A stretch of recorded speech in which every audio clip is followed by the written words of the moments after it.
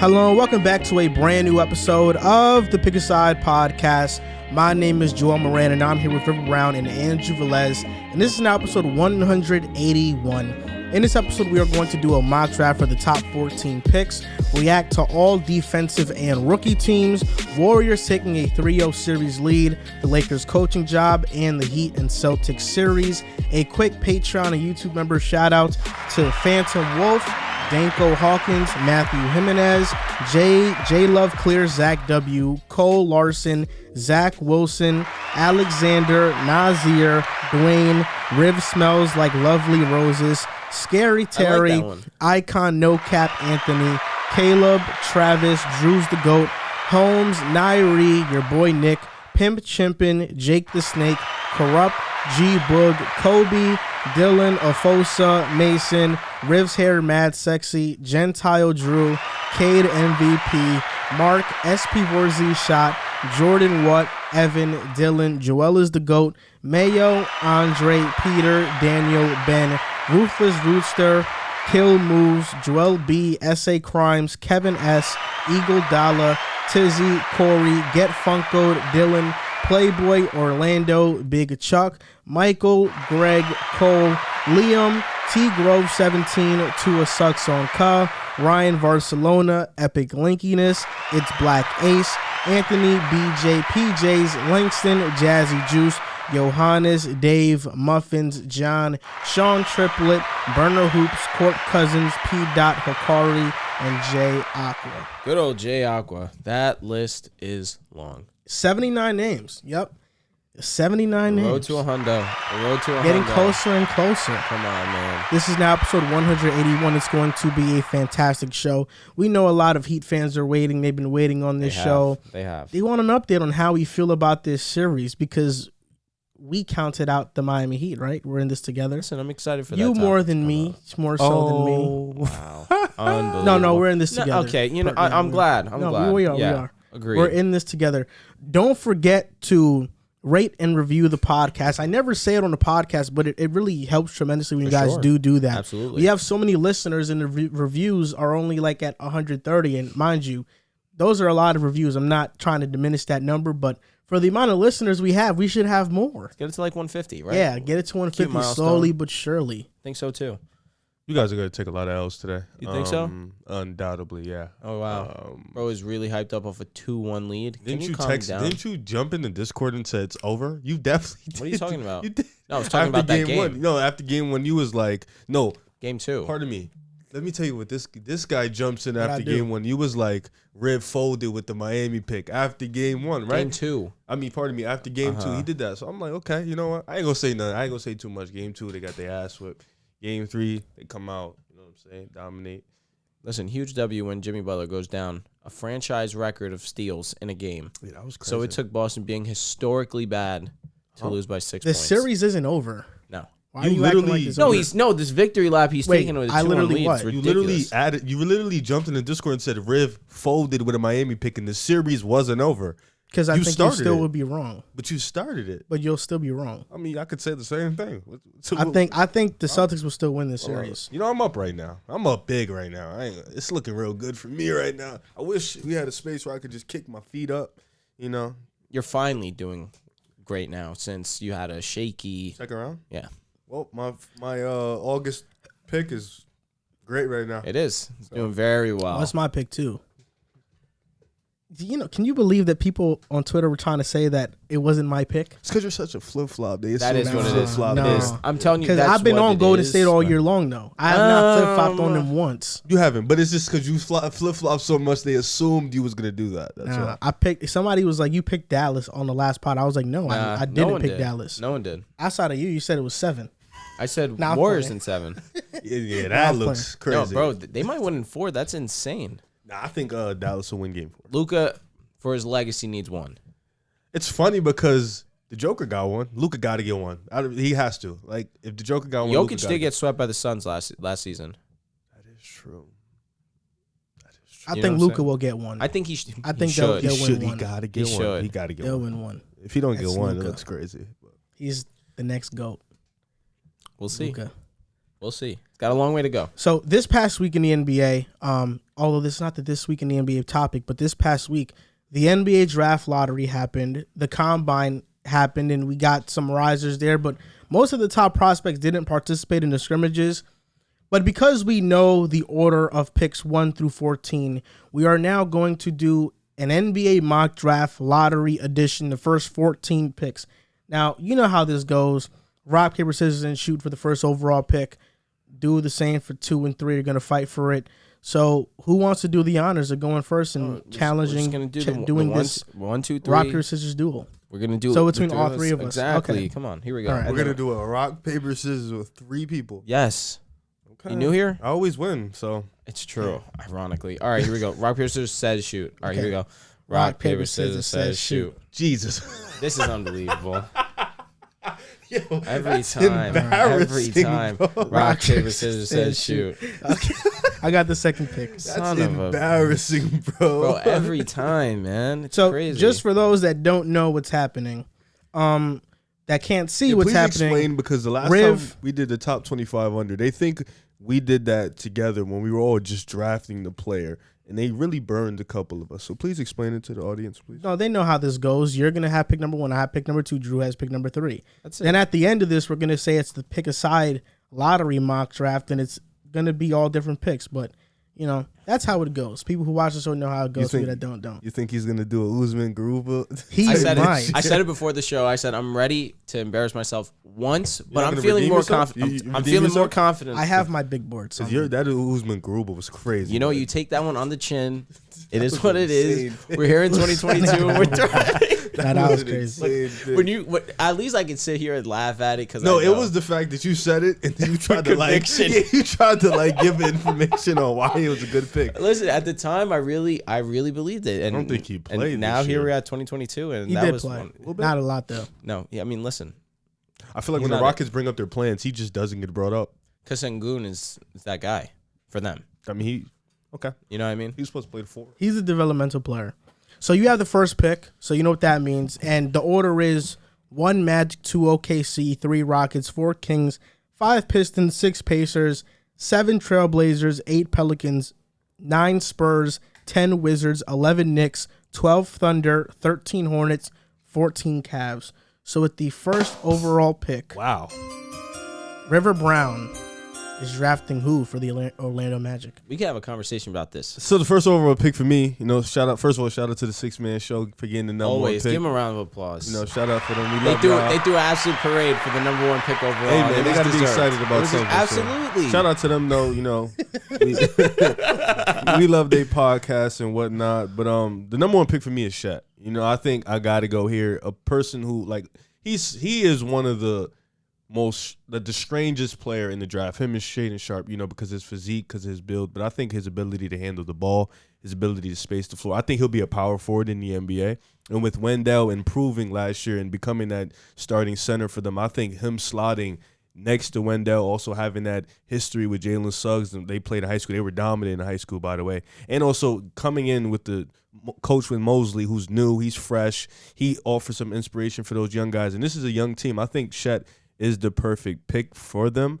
I think it's interesting. And Orlando picks guys that are long, lengthy. So I think that defensive lineup of maybe they throw out Suggs, Wagner, Isaac, Shet, Wendell Carter, even if they plug out Isaac, if he doesn't even play, I think defensively they'll be really good. They were a good defensive team last year. They weren't bad. A young team that can play defense, so that's good. So for me, Shet is the number 1 pick here. Can I ask you, what happened to Paolo? It seemed as if from that Final Four run, up until maybe last week, it was Paolo, and then suddenly there was a shift, and now it's back to Chet. I still think Boncaro. I'm gonna say Boncaro. It's Boncaro. Oh my Paolo. God, I don't even know how to say his last name.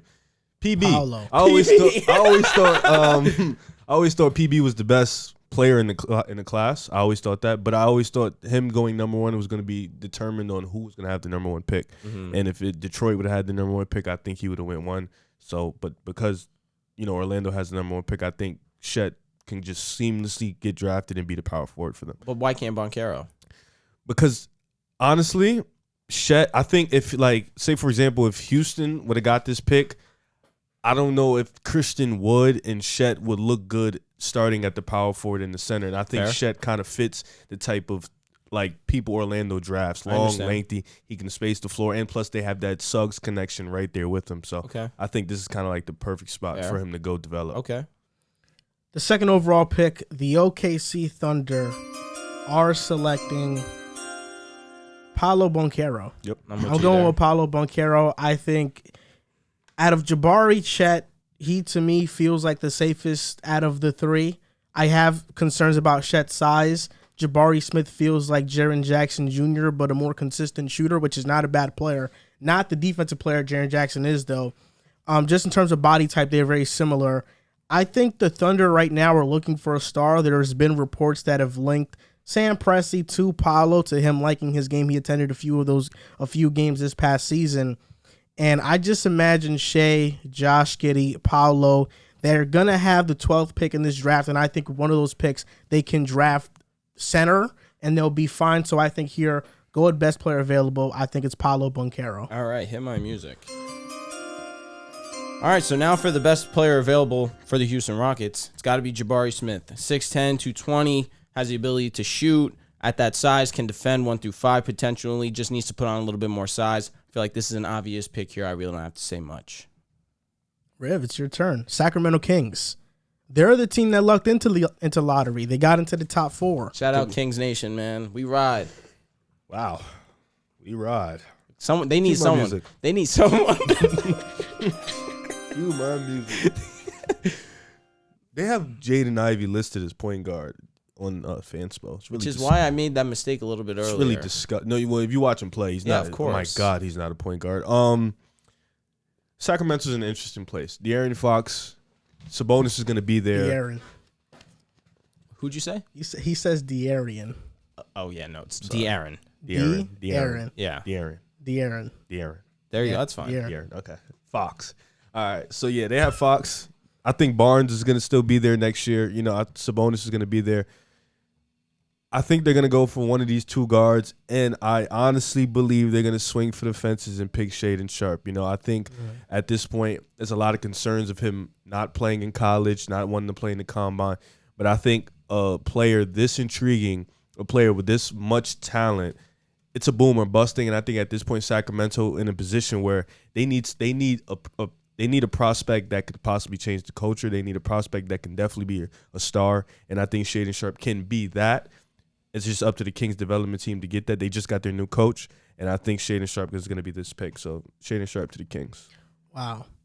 I mean, after finding out about Shaedon Sharpe and why he didn't play last season, which it's an unknown of why he didn't play, I'm personally out on Shaedon Sharpe. I'm personally out on Shaedon Sharpe. Okay. I think he's talented. There's no doubt. But him not playing this past season, him not participating in the combine and the scrimmages, it kind of leaves a sour taste in my mouth. This is a guy you're drafting with a top 5 pick. In your case, you're drafting with the 4th overall pick. Yep. I don't want to have concerns about the 4th overall pick. Does he really want to play? How's his motor? Can he adjust to the competition level? Because he only played in high school. He didn't play in college. Can he adjust to the competition level? And when you see him play, he's a very good shooter. But in terms of his ball handling ability, fluidness, his quickness, quick first step, it doesn't look like all of that is at an elite level. Because of that, I don't know. I would really think hard about picking him number 4. That's risky. Swing for the fences. I don't know. The reason, if I were in your position, and I'm just going to say this, I'm going to make my pick right now. The 5th overall pick, the Pistons are selecting Jaden Ivey. That's a good pick. I think it's a no-brainer. You look at the other guys available. Keegan Murray, I think, would be like the BPA after Ivy. But Keegan Murray, Pistons right now, they have Jeremy Grant and Sadiq Bey. Those two can be your forwards. They're good enough to be starters. Bagley coming back. I think you need a guard. You need somebody to play with Cade that can play alongside Cade. I think that is Jaden Ivey. Mike Brown just got hired by the Kings. Mike Brown is a defensive-minded coach. Jaden Ivey, to me, makes a lot of sense with what Mike Brown, the culture he wants to instill in Sacramento. Just those tough-nosed players that play defense and play hard every single night. I would have picked Jaden Ivey number 4. You would have, but I look at it as I'm looking at Shaedon Sharpe's game and I'm looking at Jaden Ivey's game, and I understand there's not a lot on Shaedon Sharpe, but I think he can fit better next to next to Fox. I think, like you said, his Oh my God, It's all right, man. You're thinking too much. You're thinking too much about it. It's De'Aaron. That's it. De'Aaron. Right, but I think the way he can, Aaron Rodgers. Yeah. So wow. De'Aaron. De'Aaron. There you That go. was a good fine. one. I mean, bro, come on. Can All right. Another conversation. Do we think that the Kings are going to stay in this pick? Because right now, how many times have? Why would they trade it? They said they would want to trade it to. They would trade it for a win now type of player. There was a report that came out about that. And at the same time, they don't need a guard. Stop saying that. They don't. They don't desperately need a guard. Who's their two guard? Again, Justin I think Holiday. De'Aaron Fox should play the two. So who's the one? Davion Mitchell. Nobody's gonna say, bro. Davion Mitchell. So you're gonna have a backcourt of two players that are under 6'3"? Yeah, it's not ideal. It's No, not that's ideal. Traded in horrible. 6'6". Not ideal. Listen, he's gonna be a stud. He's 6'6". He's gonna be a stud. Long arms and can shoot the ball. All right. So to my initial question, do you think they trade this pick? I don't think they should. Okay. I don't know if they will. I hope they don't, because if they do trade it, it's not going to be a good trade because they have shown the ability. History. But I really hope they don't do it. A starting backcourt of Davion Mitchell and De'Aaron Fox is worse than Brandon Jennings and Monte Ellis. That wasn't that bad. That was a good tandem. It was a good tandem. do That's that? what I'm saying. But that tandem was extremely limited, How and they tall's were, Garland? and they both were really good 6'2". offensive players. Okay, so Garland's 6'2" and Sexton's what, 6'1"? Sexton does not play in the backcourt with him no more. I'm just saying that was the Sexton's one too. 6'1". But they were and that didn't successful work when out. he. You're right. Yeah, when he that- got hurt. Yeah, it worked out when Isaac Okoro started playing it too. Listen, I'm optimistic about Sexton coming back and him. Davion Mitchell is just that I don't view him as a starting point guard. I view him as a 6'1"? high At least high not level right now. backup. High level At least not backup right can now. start on some teams. He developed nicely towards the end of the season. But Started right hitting some now, the jumpers, Kings. started playmaking very well. But let's look at the Kings. At center, they don't need a starting center because they have Rashawn Holmes. You like Rashawn Holmes a lot. I do. And Sabonis Power plays the forward, 5. Harrison Barnes. They have Small forward. it. Oh, you're right. Mm-hmm. All right. Small forward, Harrison Barnes. Power forward, Sabonis. The two guards is the only thing missing. That's why I'd go Jaden Ivey at 4. Okay. Listen, I don't hate it. Obviously, I just think that for fit wise, Harrison Barnes is fine at the 3. Excuse me. I don't know. I feel like if I'm the Kings, I trade back, try to maximize this value because I know that teams are hungry for Jaden Ivey. So with the 6th pick, who are you drafting? All right, you can hear my music. Now I'm actually torn between two players. I'm torn between AJ Griffin and Keegan Murray. I think upside's telling me to go with AJ Griffin. But the Pacers need something safe. And I personally believe that Keegan Murray is a little bit safer. Took a great leap offensively, averaged just under 24 points per game, has a great shot on him, can develop into a solid defender as well. So I feel like it fits what the Pacers are going for. And I think that'll be their selection, Keegan Murray. That's a good pick. Thanks, man. I appreciate that, man. That's a really good pick. Sweet, man. Do my damn music, man.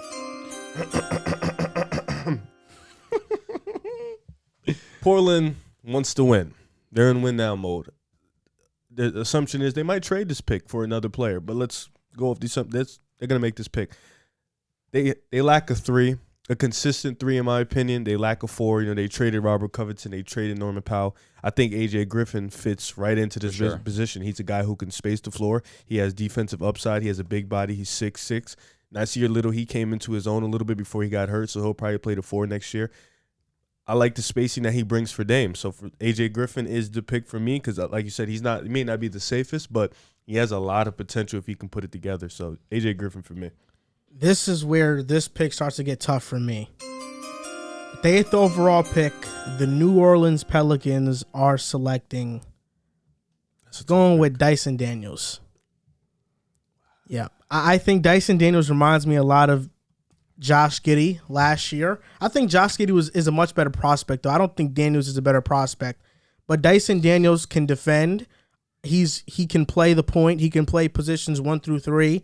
And the Pelicans right now, the reason why this pick is so hard to make is because they don't have holes. They don't have a major hole. At center, they have Valanciunas.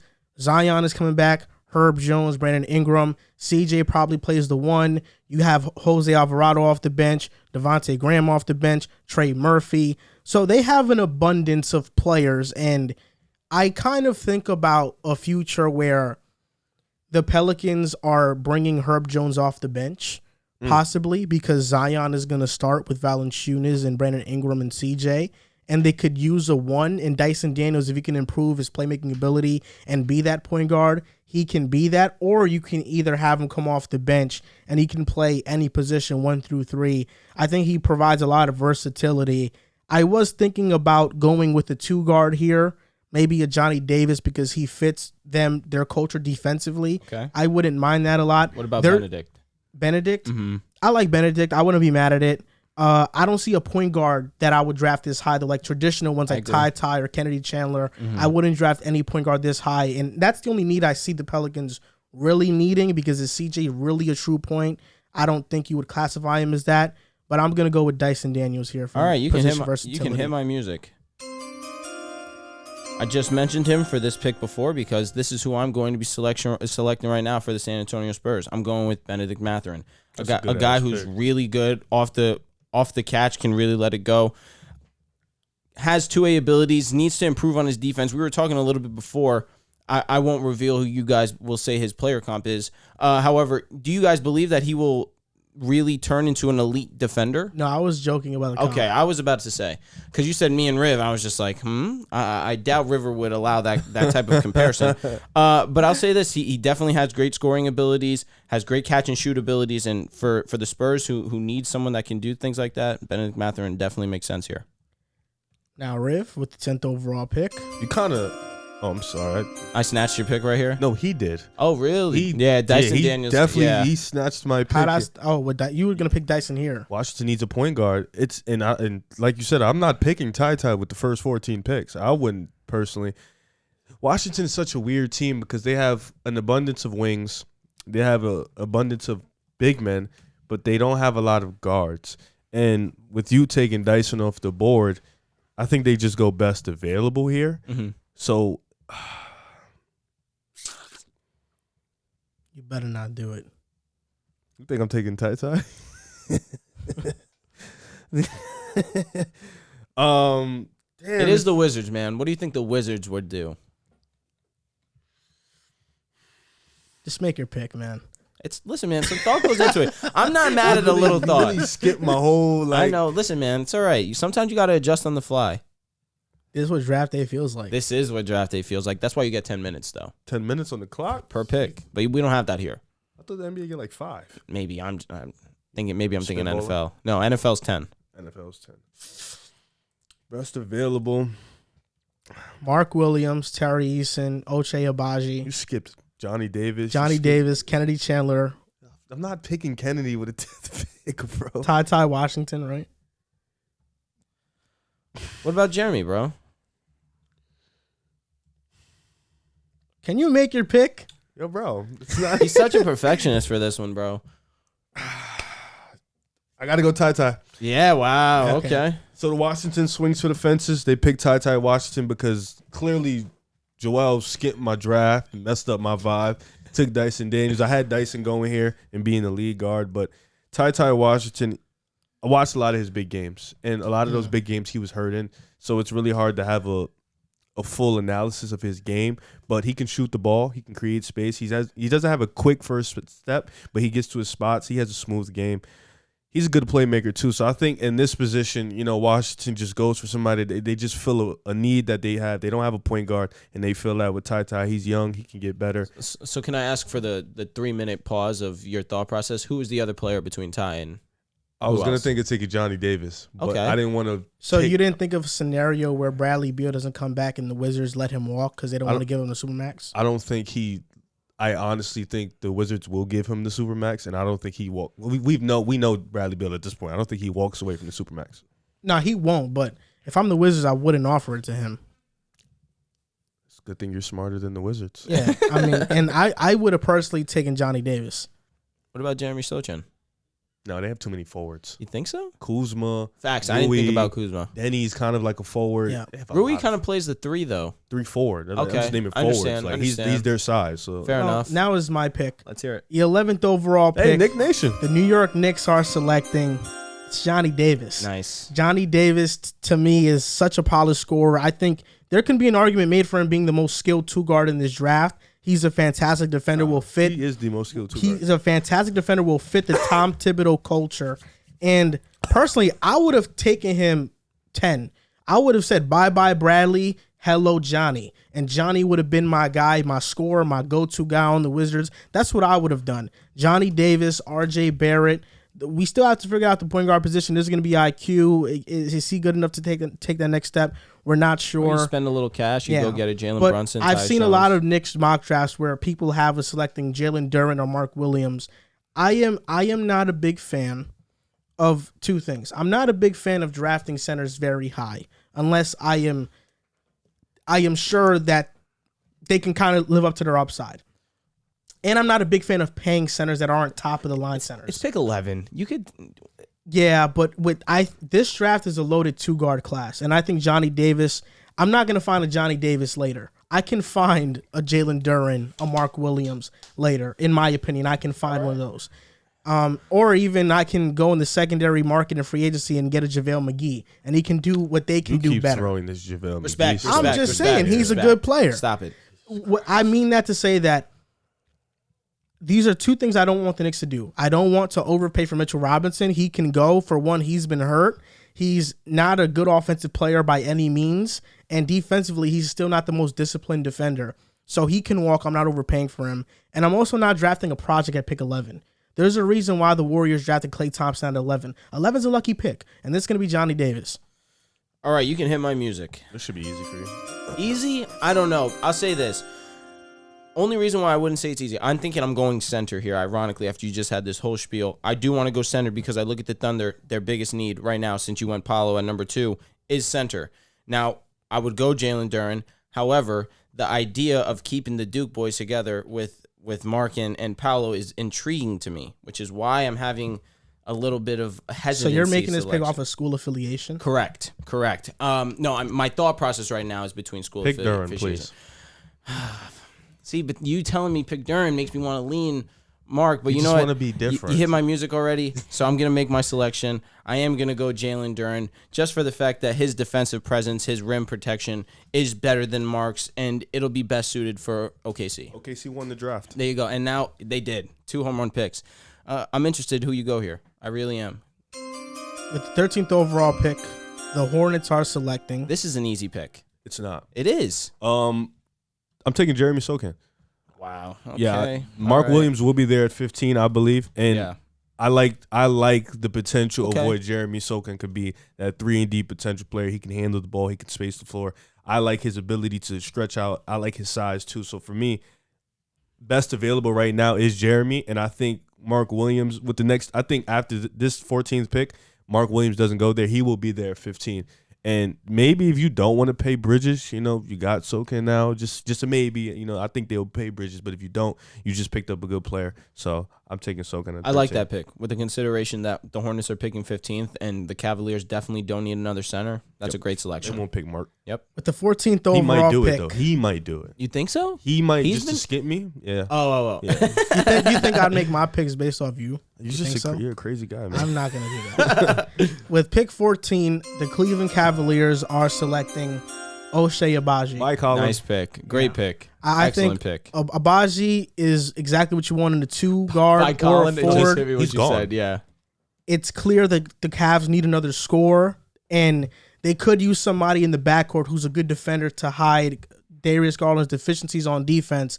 I think Ochai Agbaji would be the perfect pick for them. I think he will be here at this spot. They should pick him at this spot, and I wouldn't be opposed to the Hornets picking him as well. I think he can fit some of those defensive needs that they have. But I'm going. The Cavs go Ochai. Karis LeVert experiment didn't work either, so I'm going with Ochai. Shout out to our boy Ryan Hammer, friend of the show.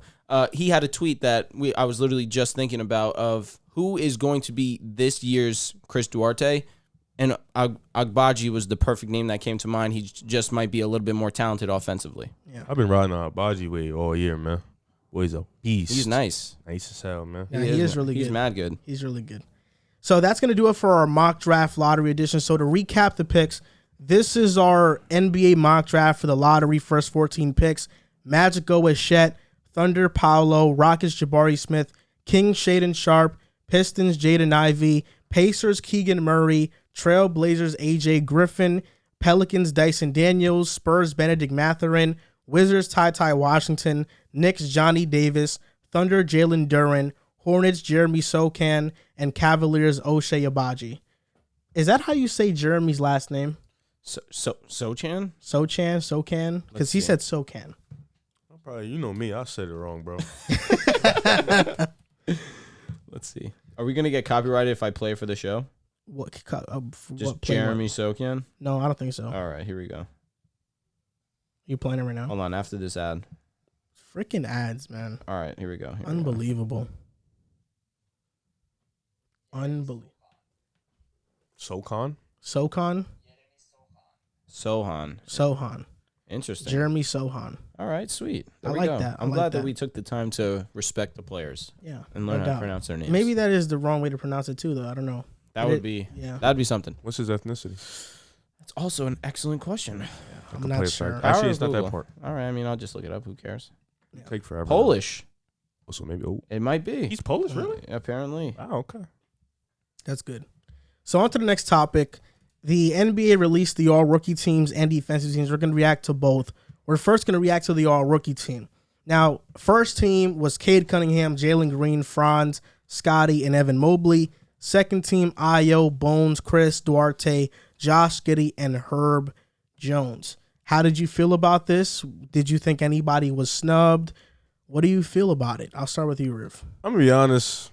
Giddey has more Rookie of the Month awards than Jalen Green. So him not making the first team was extremely weird to me. I understand he got hurt, but the dude damn near won half of the Rookie of the Month awards. He should have been on the first team. Other than that, though, I think the first team was pretty unanimous. You know, Cade, Mobley, Barnes, Wagner. You can't really miss Wagner. Like, those four have been the best rookies all year. The second team was the guys who, you know, we didn't expect to come in and do their thing, and they do their thing. Ayo, he came on strong in the middle of the season. Herb Jones. So I think, like, Chris Duarte, he kind of fell off a little bit, but still, nonetheless, he was good. So I think for the most part, I don't have, like, other than that one, Jalen Green and Giddey, I feel like they should switch. I don't have a problem with the rookie selections. I don't. I thought it was absolutely fine. When we did our all-rookie team predictions, this is exactly how I had it. So I really can't look at it and think that these guys did a bad job. The first team, everyone's deserved. Scotty, Cade, Jalen, Evan Mobley, Franz, they all played excellently. To your point about Giddey, I understand exactly what you're saying. He had a ton of accolades for rookies early this season, but he missed a good portion. And then once Jalen got going, he really started to get in his bag. So I respect Jalen getting in there and definitely think that it is deserved. Now for the second team, they hit home runs. You really did hit the nail on the head. Chris Duarte started off really hot, but then kind of just kept a consistent middle of the pack for rookies, but still good enough where you have to acknowledge him in any type of regard for rookies. Giddey making the second team, no brainer. Ayo really showed out, especially for being a second round pick.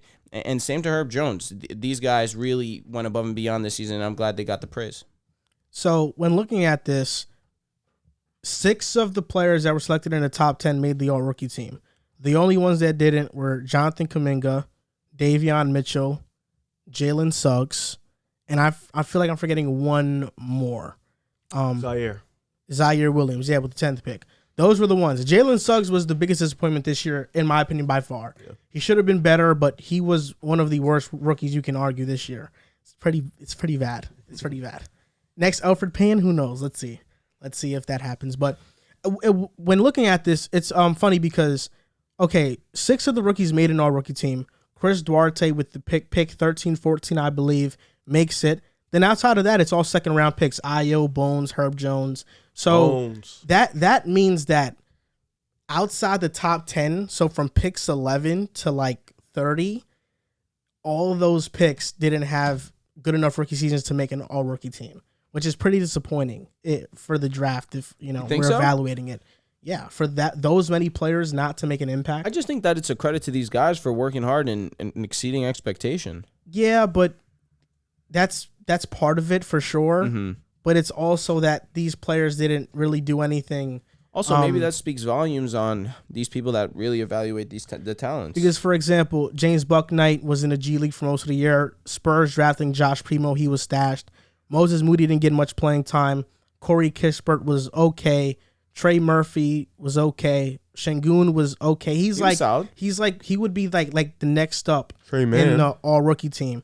Trey Mann was okay. He had flashes. Kai Jones didn't play. Jalen Johnson didn't play. Josh Christopher just needed minutes. Yeah, Keon Johnson until he got traded to Portland didn't play. Isaiah Jackson later on in the year. My boy Usman Garuba. Josh Christopher showed some flashes. Quentin Grimes was good when he played. Definitely. So what I'm saying is that most of these players didn't make much of an impact. Didn't play. Yeah. So we'll see how the careers pan out. Obviously, rookie years isn't everything, but I didn't think there were any snubs. I think the only person you can maybe argue with is Zaire Williams, who was on one of the better teams and contributed, and he definitely starred in his role. Maybe he can go over Bones Highland, but I wouldn't even do that. Outside of that, next up would be like Kuminga, Şengün, Davion. If But Kuminga I had don't- more time, he would have made it. Yeah, but I don't think they did enough to be on an all-rookie team. And I'm a Josh Giddey fan. I'm a Gideon. I'm a big-time Josh Giddey fan. I didn't think he got snubbed from the first team. And I see this argument made that Josh Giddey won 4 Rookie of the Months. All rookies combined won 6 total, which means Josh Giddey was far and away. He has the most rookie of the month far and away. He's one of the best But rookies of the year, period. the difference is that all of the best rookie talent was in the East.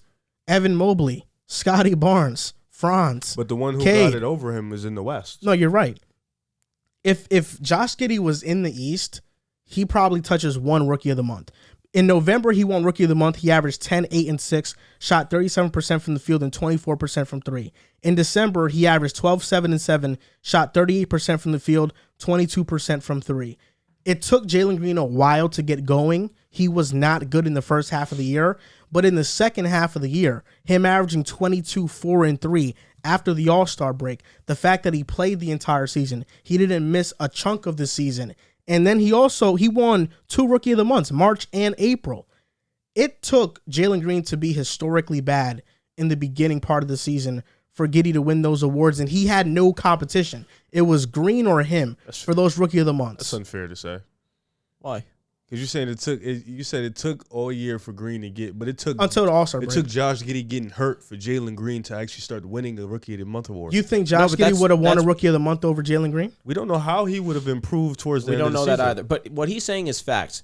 Green was really, really bad to start. Because Not of because himself. no, yeah, but that's what he's saying. But the reason he has a Rookie of the Month is because there's no competition in the West for that award. I understand, but the no competition was the guy who made it over him. He was no competition. He played the entire season.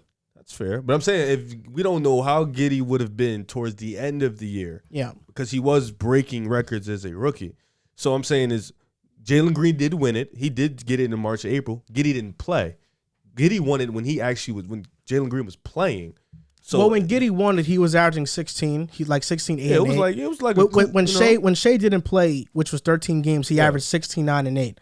Jalen Green post All-Star break averaged 22 on great efficiency. I understand. Yeah. I don't think with the way we saw Jalen Green play post All-Star break, Giddey would have not won another Rookie of the Month over him. That's I don't know. Hypothetical. I don't think know. it would have happened. I think Jalen Green figured it out. So unless and I love Giddey, unless but we're really, Jalen Green's a really great scorer. I understand exactly what you're saying, and I agree with a lot of what you're saying.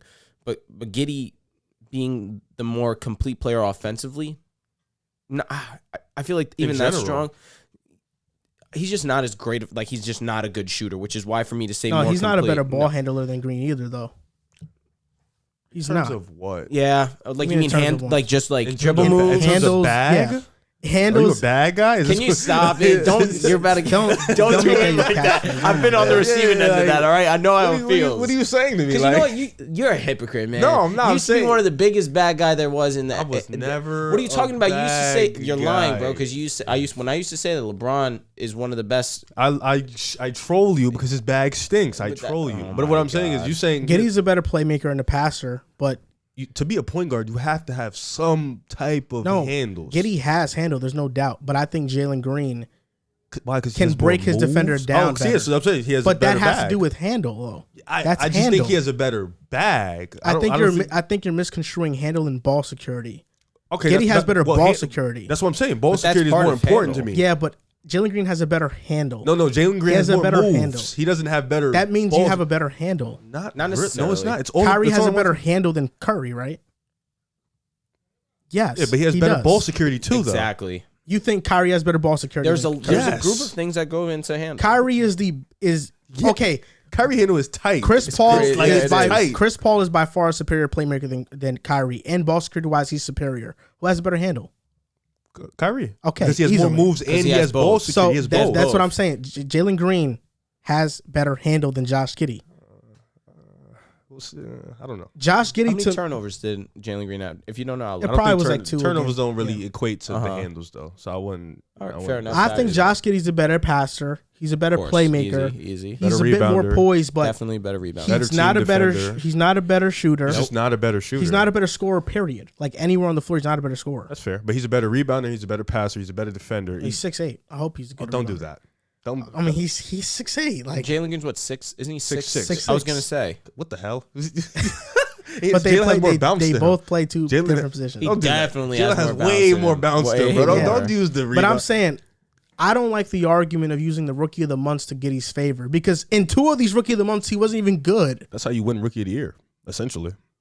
Not really, because he has more rookie of the months than anybody, and he wasn't even top 3 in rookie of the year voting. He He missed got a hurt. lot of time. I know, but you have to take that into account.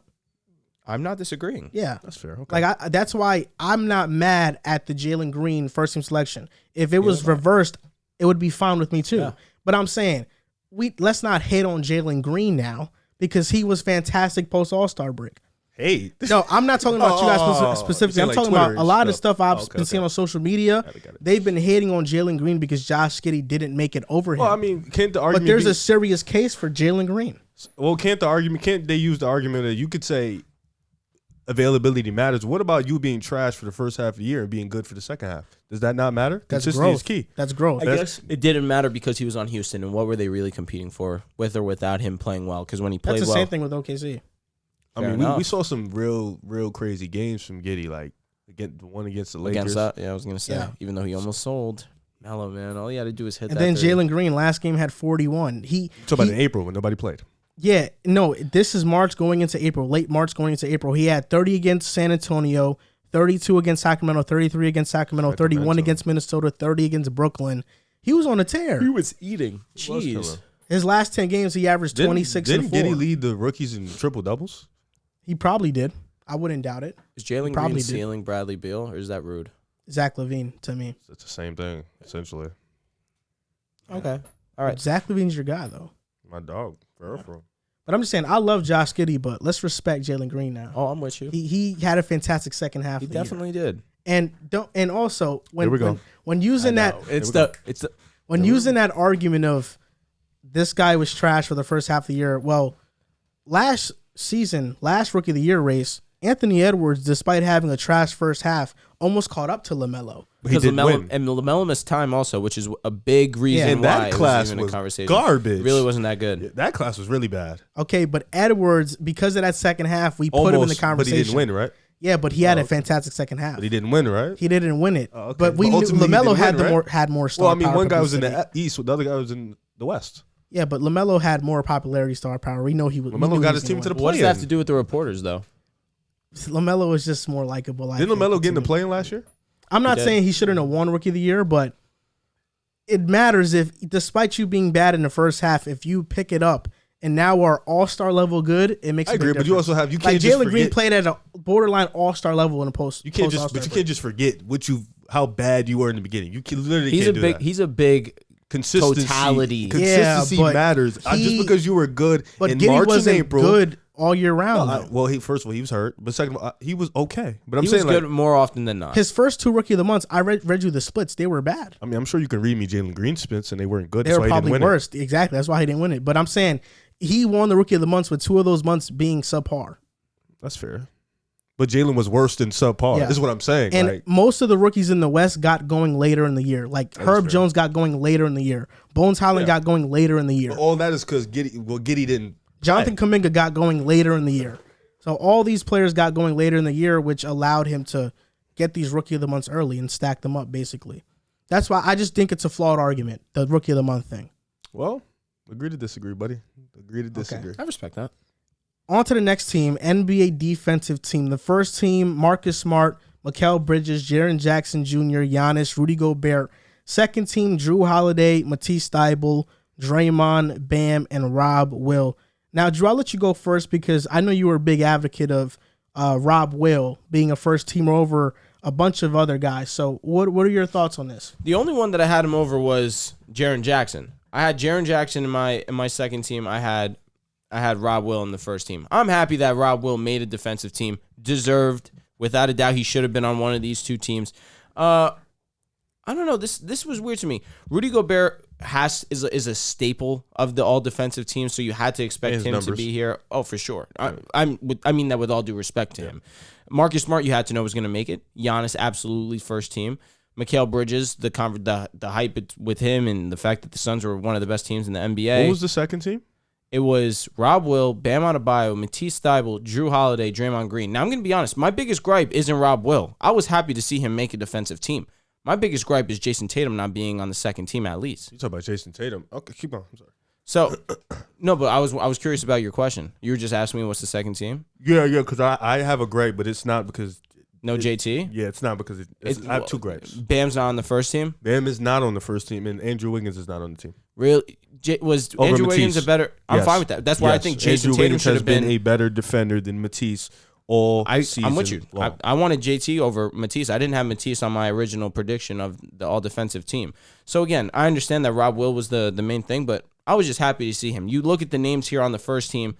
I understand Jaren Jackson was one of the league leaders in blocks. Was he the actual leader in total blocks this season, or was it just in averages? I think averages. Total blocks. Total blocks. If it's averages, it was actually Miles Turner. Miles Turner was really. So then it was total. He was leader in one of them. It's like, I understand the five. I really don't have any true, there's no way that this happened outside of Jason Tatum not making it. And Draymond Green making it also. I understand, of course, Draymond Green's one of the best defensive players in the league when he's on the court. But he missed a good chunk of time, which was a big reason why I didn't have him on my all-defensive team in the first place. But they respected him. They gave him credit for his job that he did while he was on the court, and it makes a lot of sense. But the biggest thing for me is Jason Tatum not being on this list when he was excellent this season defensively. Well, Miles Turner averaged 2.8 blocks per game. Jaren Jackson was at 2.5, but amongst players who qualified, Jackson was first. Okay. Because Miles Turner missed a large portion of the season. And then total blocks? Total blocks, Jaren Jackson, I think for sure. Yeah, so because he played most of the season. Yeah, so, definitely. Yeah. Listen, he definitely earned that first team all defense. The only issue I have is Matisse Thybulle being on this list. Agreed. That's it. He only played 25 minutes per game. He's great defensively, but is he as good as Herb Jones? I don't think so. Okay, he's not. He's not. Why are you looking at me like that? You think he's as good as Herb Jones? Yes. He's lockup. Matisse is not like Herb. People, like what the problem is with Matisse because he can't score. He sucks offensively. Please, what did he do against Jimmy Butler? He couldn't play because he literally can't score. So that's the problem with Matisse. People offensively, he's so bad that people forget how great he is defensively. He can't play enough to show that because offensively he's horrible. But in terms of point of attack and as a perimeter defender, Matisse is one of the best in the league. He's a really elite defender. I know, but I think Herb Jones is better. I don't think Herb was going to make a second team. He should have made the second team. If it's not Matisse, it should have been Herb Jones. Over Wiggins and Tatum. I think there were 4 snubs, in my opinion. 4? 4. Well, that you could argue in some spots. DeJounte Murray. Over who? DeJounte Murray was youngest. For one, he made the defensive team in 2018. Youngest player to ever do it. Hasn't made it since. And he was second in steals per game. He was great. It's hard for me to say who to put him over. Because you have to unless put it's Drew. Matisse. But I have to put Drew. I have to put Marcus Smart. I think they did big man a bit too much of a favor here. They did. Because if we're being honest, Rob Will should have been snubbed. How? Or Draymond because of the missed games. Yes. But right. But I agree with that. One of these players should have been snubbed, but you can't snub Draymond. Draymond was so freaking good for the Warriors all year defensively. I think when he went out and the defense plummeted, I think that's what actually helped his case. Yeah, Rob Will could go out and Celtics defense would be pretty much the same. I'll be honest. Bam only played 10 more games than Draymond. They might have not been first, but they would have been top 5. And the Warriors without Draymond, they plummeted. Like 15. Dorian Finney-Smith should have got some recognition, I think. Joel Embiid should have too, but Joel Embiid shouldn't have been over these guys. Where's Tatum? I'm waiting to hear his name. All right, Tatum, yes. Come on. Maybe Don't Tatum fall into deserves that some But you said it too, recognition. so because you know what's up. But It's the truth. to me, if this was my first and second team, I'm putting Herb Jones over Matisse Thybulle. That's what I'm doing. And Herb Jones over Tatum. And if you want to put Wiggins in there, take Draymond out and then put Wiggins in there. Absolutely not. God, not. No. There can't be two Warriors on here. What do you mean? Why? No, there can't be. There should have been 3 Celtics, so why can't there be 2 There Warriors? There's literally there's 2 Celtics. Why there can't be 2 Warriors? Jimmy Butler should have probably made it over Matisse too. Let me explain something to you. We gotta expand the teams. It used to be a third team, right? I don't know. I have no idea, but there should be 3 teams. Why is there only 2 teams? I don't think so, bro. I think it was just always 2 teams. I'm pretty sure. I'll say this, though. What will you say? Tatum not making it's a crime. How is it a crime? Because Jason Tatum was excellent defensively this year. He really was. What else is there really to say? And we see the job that he's done in the playoffs. Only helps his case. I know it doesn't. Not for the regular season, but there's not 13s, bro. Don't search it up. I already did. I just wanted to keep looking at the teams at that point. Yeah, there's only 2 teams. Supposed to be the basketball historian. You literally just put Herb Jones on the second team. That's not bad. He's probably the best defensive rookie in NBA history. Kudos for being the best rookie defender. He's one of the. It only limits to rookies. He's one of the biggest reasons why the Pelicans were 36-46. Congratulations. No, but they turned up late because of him. Give him respect. Give him respect. You talking about Herb Jones? And per the defense LeBron metric, which is very useful, they really call it Herb Jones was number 1 in most impactful wing stoppers. He led all rookies in steals and 11th in the league in steals. In that, there was some pretty good company in that list with Herb Jones, but he's number 1. You brought up the playoffs. Yeah. You feel like that only heightened his case. Just because it was put on a world stage. So allow me to do the same that you did. All right, tough. Andrew Wiggins. Oh, my God. Allow me to do the same thing you did. You know what I'm saying? You did it. Allow me to do the same thing you did. Okay. Andrew Wiggins has been an elite defender all year. You know, he takes the number 1 guy. He's been incredible knocking down shots and then go defending your guy 40 feet out full court. Doesn't really matter. He's been good at hitting shots. Incredible defensively. We shot 40% this year, so, you know, that's why I say great. That's really good. You said the playoffs on a world scale. It heightened it up. Andrew Wiggins. You talk about Herb Jones being this elite defender. He was amazing in the first round. Nobody's taking that from him. What Andrew Wiggins has been able to do to Luka when he's matched up against him should only show you that this is what he's been doing all year for the Warriors. Him at the front, Draymond in the back. When Draymond was healthy, they were the best defense in the league by far. Like, it wasn't even close at that point. And then when Draymond went down, Andrew Wiggins was still being an elite defender. I think he definitely deserves some recognition for that second spot, for that second team. I think he should go over Matisse. There's a few guys we could throw over Matisse. You said Tatum. You said Herb Jones. I said Wiggins. We all said wing players. But these are all 3 guys that take the challenge. The only difference is Tatum doesn't take the challenge as much as Herb and Wiggins. Respectfully, it's not because he can't. Because he has more responsibility. Yeah, it's just because it's a responsibility. Herb Jones and Wiggins takes the number 1 guy every night. So I think that, and on top of that, Golden State being where they were, Wiggins getting on the spotlight every night, being able to defend, that definitely deserves some recognition. So I think he definitely deserves a second team. But it's really, like you said, it's really hard to snub, like take anybody off, even for DeJounte Murray. Love DeJounte. I can't move Drew. I can't. You can move Matisse, though. He's a wing. DeJounte plays a guard. You have to move a but guard. I don't really feel like they went by that in this list because we had Draymond, Bam, Rob, Giannis, Rudy, Jaren Jackson all make it. Mikal was listed as a guard, and he's a wing. That's weird. And he made the first team. That's really weird. But for the team, he's listed as a guard. Matisse is listed as a guard. That's tough. A lot of guys. We could put a lot of guys for Matisse. But in terms of Bam, well, these guys were locks. Bam, Rob were locks. Bam should have been the first team, in my opinion. Over who? Who's the 3? Who was the Jaren Jackson. Rudy, Jaren Jackson. Yeah. I would have put him over Jaren Jackson. And Rob Will and Bam over Rob Will. Yes. Off this season is what I'm saying. Yeah, Yes. yes. Okay. He's been elite He on the has been, defense yes, for end this year. sure. No, like this He has isn't. been. Yes, this I isn't understand. no. This he's I been elite understand. from Yes, start. I know Bam No, you Adebayo. don't. He's been Yes, elite I from do. start Yes. to finish. So is Rob Will. The team hasn't been elite from start to I mean, that finish. for a big man, that's really what you No, I'm with what you're you. supposed to Yeah, do. I'm with you. But That's Rob right. isn't the defender Bam is. No. No. I But Bam is the defender Rob is and more. Because his perimeter defense is crazy. You know. You've seen Thank it. you. I'm glad you're You're acknowledging. seeing I know. it now though. Oh Like it's my God. So Yeah. this is per Basketball Index. This is from January 23rd, 2022. The NBA's most impactful wing stoppers on defense via our defense LeBron metric. Herb Jones, number 1. Alonzo Ball, number 2. Number 3, Jared Vanderbilt. Number 4, Royce O'Neal. And number 5, Marcus all Smart. right. I'm gonna be honest with you. Once you said Royce O'Neal, the list lost me. It really did lose me. But Lonzo, Yeah, I mean, he would have made a team. I'm just if he didn't defensive team. I'm Yeah, with you get, there. he'd have made a team. I don't know. You're hating. Over you who? just used that. You just used that b-ball metric. You heard he was number 2, He might have and made now it it's over a maybe. Matisse. I can see it, yeah. I Stop think hating. he would have made it over Matisse. I think so. Yeah. But really, Stop. we're Stop. splitting hairs at that point. Herb Jones or Lonzo. Herb was number 1 in that. Lonzo was number 2, and his team was winning a lot of games because Pelicans of that. were winning too later in the Not season. that. No, stop.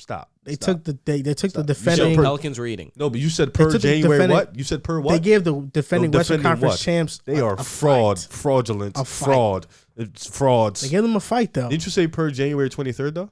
It was January 23rd. Yeah, We were the number 1 seed in the East. That's what Lonzo's defense was doing. yeah, Yeah, respect him. that's good. Him and Caruso, man. We always knew the Bulls had a limited ceiling.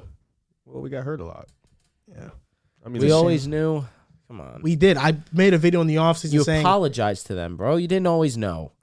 I my biggest apologize. mistake. Let's be realistic. You didn't see us getting a 1 seed. No, I didn't. But you didn't get a 1 seed. You got it at a point in time and lost it. Well, we got hurt a lot. Yeah. You know. What's better, to get it and to lose it, or to never get it? Why don't you answer the question? Do you ever know what a first seed feels like? I know what a second seed feels like. Didn't you lose to the Pacers that year? Yeah. Sheesh. But no, answer the question. What's worse? Getting it and losing it, or never getting a chance? Getting to it get and losing it. That is worse. Damn, tough luck for Bulls fans. Getting it and sucks. losing it. I mean, never getting it kind of just like you have this unfulfilling emptiness. You in have your a stomach. drive still Drive. get it, What are you right. driving for? You to get Knicks? it. To get it, you have a drive to get it. Yeah, Bootius Randall driving. He's getting traded. Yeah. Hopefully. Hopefully not. Yeah. Let's move on to better things. The Lakers coaching job. Oh, really? Is this really better? So there are finalists. There are 3 finalists right now. Bucks assistant Darvin Ham, Kenny Atkinson, currently Warriors assistant, Terry Stotts, fired coach from the Blazers. Now, out of these 3 coaches, Drew, since you're the Lakers fan here, which one would you want the most? Which one of these 3 intrigued you? And there was also a report that Juwan? the Lakers want Doc Rivers. Oh, They want Doc Rivers badly, interesting. but they don't know if he'll be available. Okay, But well- that's who they want. Well, I'll share this first. Juwan Howard had a report, Michigan head coach, my college basketball team outside of Seton Hall, of course. Juwan Howard declined wanting to come coach the Los Angeles Lakers. It just goes to show you the state of basketball that the Lakers are currently in. But out of these 3 coaches, I want Kenny Atkinson. I saw the job that he did with the Brooklyn Nets when they were a team that definitely weren't meant to make the playoffs, and he took them and elevated their play. He was great in player development, and right now that's what we need. We need we need a head coach that's going to elevate us in any type of way. I didn't think Frank Vogel did a bad job. I just think the team as a whole was really bad, and Frank Vogel, they needed a face to throw blame at, and it was going to fall onto Frank. But Frank had done an amazing job his first couple seasons being the Lakers head coach, especially being a defensive mind. We were a top 5 defense both years. We just were a completely different roster. We traded away key defensive pieces for us. And Russell Westbrook, as good as he is on ball, off ball, he is atrocious. And it's not just to blame with him, truthfully. LeBron takes nights off defensively. We had our best defensive player in Anthony Davis be out for a while. But I think Kenny Atkinson would be the coach that I want the most out of these 3 names. Terry Stotts, I'm not a huge fan of.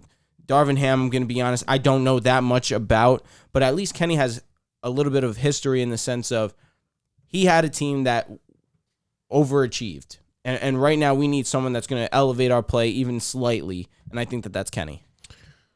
Mr. Darvin Ham was a part of those Atlanta Hawks teams that consistently made the playoffs. He was a part of the Thank you for enlightening me. starting five that four of them made the All-Star game in the Atlanta Hawks. So Al Horford, I think it was the year Kyle that they were the Korver. 1 seed and got swept. Yeah, the worst 1 seed ever in NBA history. That team, but then they were a good team. No, I mean, yeah, for sure. Worst 1 seed ever though, by far.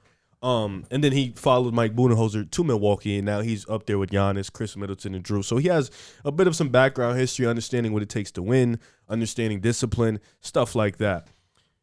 Also played in the NBA. I didn't acknowledge that. I saw his career. Making the NBA is a feat, dude. It is, but like we talking like he's more. He was on the championship 04 Pistons. Yeah, I know. I definitely know. Kenny Atkinson, we talked about it. He's one of the best developing coaches in the league. For sure. You don't need that. I'm going to just be honest with you. You have nothing to develop. I'm sorry. You don't. Tellen Horton Tucker. He needs development, Austin Reeves. bro. My goodness. I like Austin Reeves. I think Terry Stotts. Well, I think out of these three, Terry Stotts is your best option because in Portland, he ran a really high-powered offense. You know, defensively, they always wasn't great, but his schemes were good. His offensive setups was good. And although you guys don't have the pieces Portland had, he always commandeered a high-powered offense year in, year out. That team scored a lot. Yeah, well, you have LeBron and AD, so please. I understand. That's fair. Yeah. Yeah. So I and think Westbrook. I didn't see it. See, I didn't say that. So I think hope still. All right. I think Terry Stotts right now. I think you guys need somebody who's kind of a veteran. I think you need somebody who understands what it takes. That's Kenny. I think Kenny's more for a development process, like a team like the Rockets or a team like OKC. You know Doesn't necessarily have to be like that. I mean, in your opinion, when the Nets let go of Kenny Atkinson, you need somebody that I don't think Kenny can withstand LeBron. Can I ask you, when Kenny got let go from the Nets, did you sit here and think that was a good idea by the Nets, or did you think that, wow, Kenny did a great job with these young guys? Maybe the same's going to translate for when he has KD and Kyrie. He got let go because KD and Kyrie didn't want him. And did you think that was a smart decision by them? Yes. Well, I don't know if it was smart or if it was not, but they weren't going to win with Kenny. They didn't like each other. Kenny was more connected with the young guys, the underdog guys. That was his squad. And Kenny's problem as a head coach is that when you have young players who are still trying to find their footing in the league, that discipline stuff works. But when you already have proven stars, that stuff doesn't work. And with that net stint, Kenny hasn't proven. He's proven he can turn around a culture. Yeah. But he hasn't proven he can manage egos. He didn't even have a chance to do so, though. He was an assistant at the Clippers, and he was assistant for Golden State. I mean, being the main guy. No, I'm saying like he has that. No, of course he has. So, but I think Terry Stotts. If you talk about who needs to be that man, I think Terry Stotts is the best option right now. And you guys need offense. You guys are one of the worst offenses I've ever seen in my life. You guys need offense at this moment. Bro. No, you got this year. You guys were really bad, bro. Like, bro, we were worse defensively easily. Yeah, but it was hard to watch you guys score. LeBron gave you 30 every night. It wasn't that hard. You were down to watch. 20 at that point. You're being mean. I'm being right. You are, but I don't like to hear it. I'll get better. Kenny Atkinson, I'm out on. Terry Stotts. These three, I'm really not the biggest fan of. What happened to Mark regardless. Jackson? That I was shocked to not see either, to be honest with you. You guys ain't serious. And Doc Rivers, too. I mean, it's already come out and said that he's staying with Philadelphia, but I don't want Doc Rivers as my head coach. Guys, yeah, I don't know why they would want Doc Rivers. The Lakers just looking for star names. That's it. Always. Terry Stotts isn't a horrible option, but we kind of know what he is as a head coach. He's somebody who will get you to the playoffs, but will he get beyond that? We don't know, but we said the same thing about Frank Vogel coming from Indiana, and he won a championship. I'm with you. Terry Stotts has at least proven he can take a team to the playoffs. He made it in Portland 8 straight seasons, gets fired. The 1 year he's not there, they have the 7th pick in the draft. We know that Dame was injured, so there's some leeway there. I feel like I'm going to go with the dark horse, Darvin Ham. I think he's going to get the job, and I think it's going to be a good move. I know that you talked about not acknowledging his career, but I think it's important. He's been a part of championships as a head coach and as a player. He's been in those locker rooms, and we're seeing a trend right now of former players becoming head coaches that are having success. Ime Udoka, look at his career as a player. It wasn't anything better than Darvin Ham. To be fair, he's been an assistant for a really, really long time under Greg.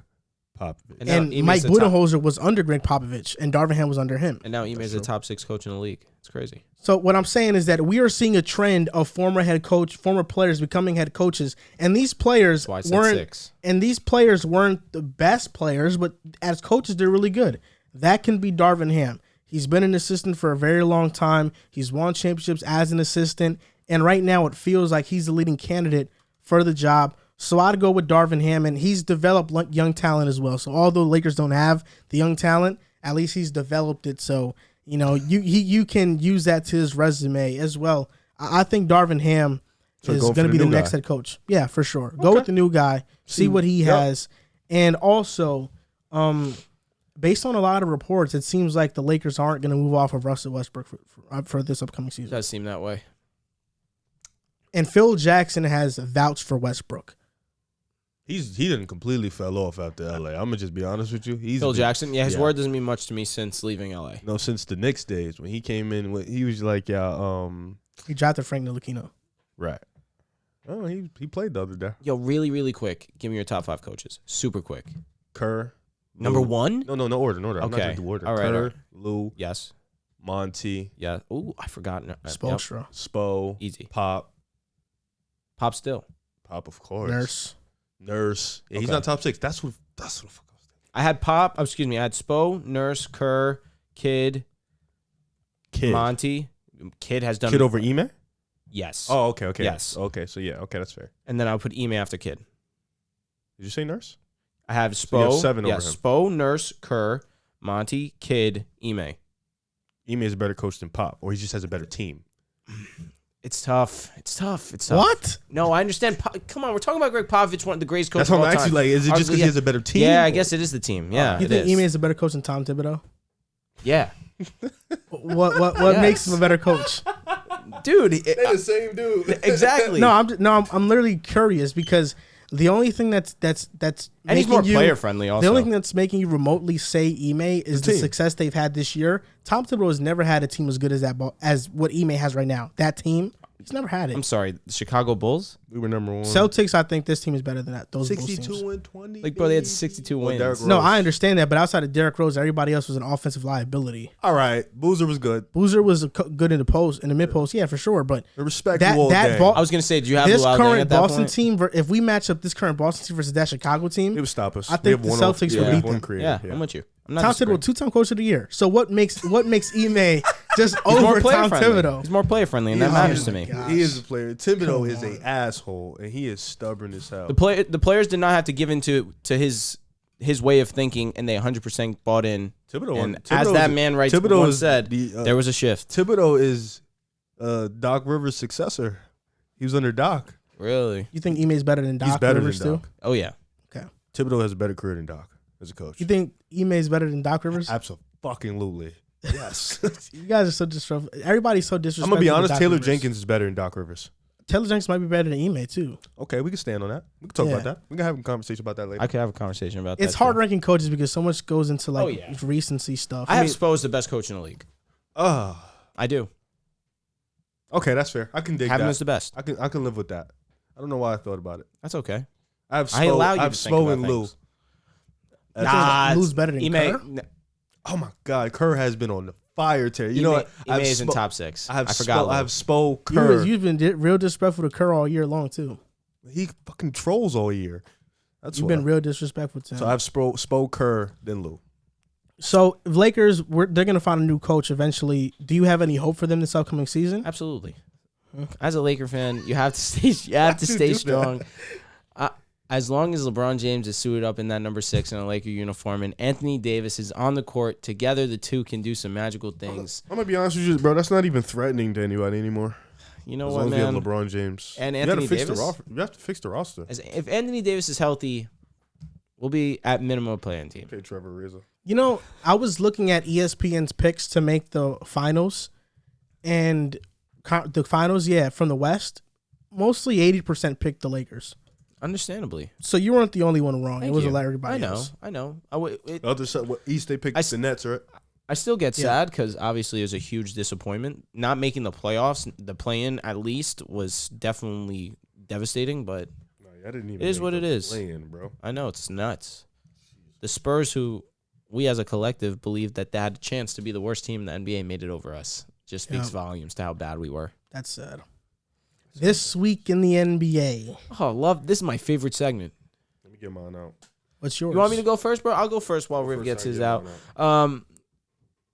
This week in the NBA, the Mavericks are fined $100,000 for basically standing up too long during a game. Now, this is their third offense, and each time the fine has doubled. So it was $25,000, $50,000, and now $100,000. Now, I want to get your guys' opinion because, in my opinion at least, I don't think that it's too much of an issue that these guys are standing. They're trying to be active within the game. Do I want to be on this bench sitting the entire time? I feel as if I'm standing up, I'm more active. I'm more I don't want to. Maybe in tune is not the word that I'm looking for, but yeah, you are technically more in tune with the game. You're more focused on what's going on. You're being a huge team player and you're supporting your guys in a way that's at least exciting that the players on the court can actually see. If you're just sitting down, it's not as easy to see your guys trying to cheer you on, try and get you guys in correct positions, depending on that person that's on the bench. But there was one thing that I can understand. Steve Kerr came out and said that there was one guy on the bench that had his hands like this asking for the ball. And by I say hands like this, he had his hands out in front of him, just pretending like he was calling for a pass. That I can understand. That's where I would be a little bit upset if I was the opposing team. However, $100,000 for an offense like this seems a bit too egregious for me. I have two. Yeah. Sorry, bro. Number one, most 30-point games in single postseason, age 34 or older in NBA history. Steph Curry? So number one, obviously the greatest player ever, Michael Jordan. Okay. He had 14. That's fucking insane. Number two, second greatest player ever, LeBron James, 2020. He had 8. That's great. Thank you. Number three, the greatest player ever, 1997. He had 8. Number 4, though, top 12 player in NBA history, the greatest shooter of all time, Steph Curry. He has 7 30-point games in this postseason, which is an impressive thing. You know what all the 3 guys in front of him had in common those years? They won Finals MVP. Can I see that stat? Yeah. You can see it, bro. It's a nice ESPN graphic. Oh, my goodness. Yeah. He's been on the tear, and it's been an underrated tear because people haven't talked about it too much. I mean, his postseason's not over yet either. Yeah. But Jordan doing it twice, 14 and 8 is crazy. Well, he's the GOAT, so that's he's definitely up there.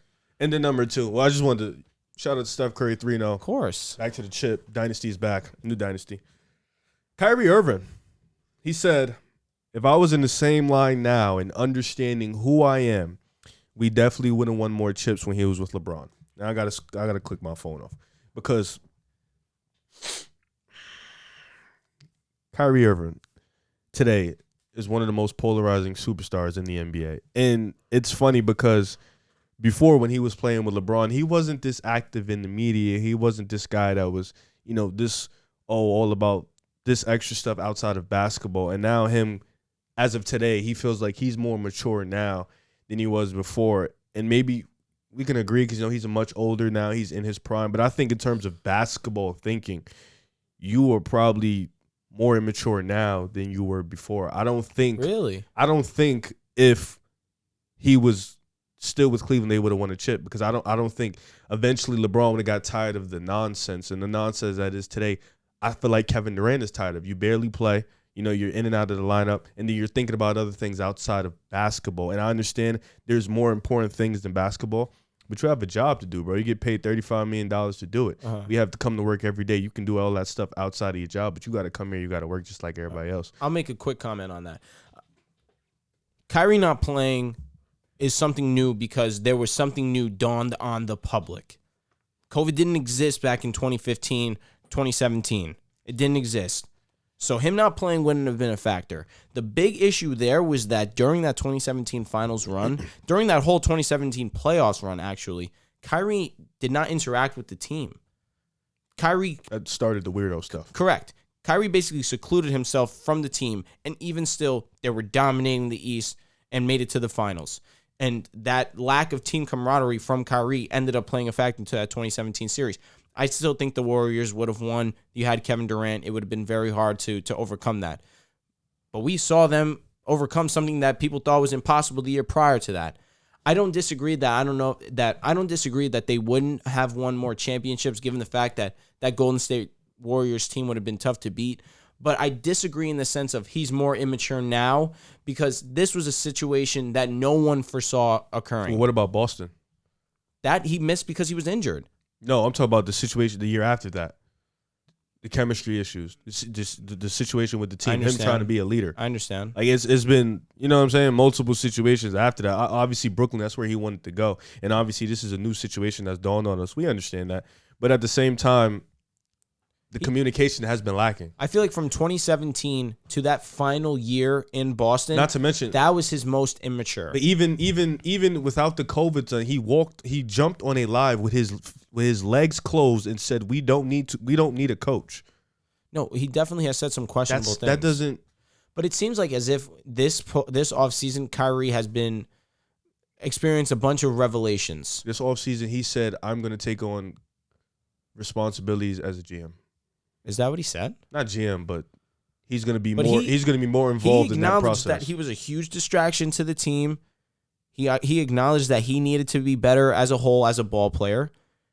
He said all the right things, and I agree with that. But it seems as if he's trending in that right direction. Yeah. We'll see, but go ahead. Kyrie saying that means that everybody was right about him all along.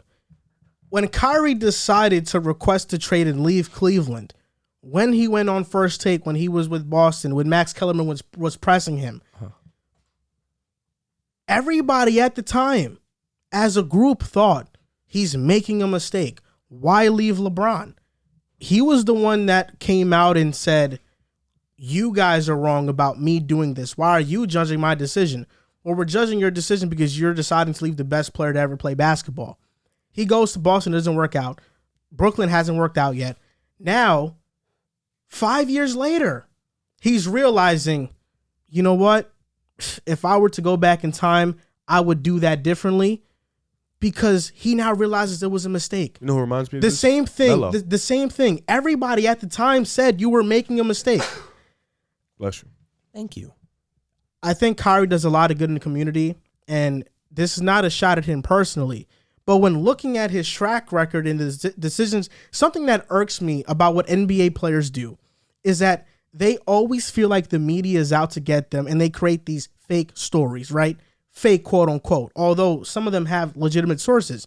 Kevin Durant, entire 2017 season with Golden State, all he ever did was bash reporters that said he was leaving Golden State. What happened? He ended up leaving Golden State. Everybody that reported on you leaving was right. And you were calling them out all year saying they didn't know what they were talking about. But they ended up being right. Kyrie calls people in the media puppets. And that the masses watch these puppets. He is on the line of somebody that I view as very conspiracy theorist oriented and is not living in true reality. Although he thinks he's living in a true awakened state, it's not really a true awakened state because you view the world in the lens of the media. They're just puppets. Oh, they're just puppets, but they're not people who do a job just like you, who work their way up. Like we know getting to an ESPN or getting to a Fox, although you may not like these personalities, getting in that position is one of the more toughest things to do. It is. It's simple as that. They have to have qualifications to get into those positions. They have to have years of work to back that up. Stephen A.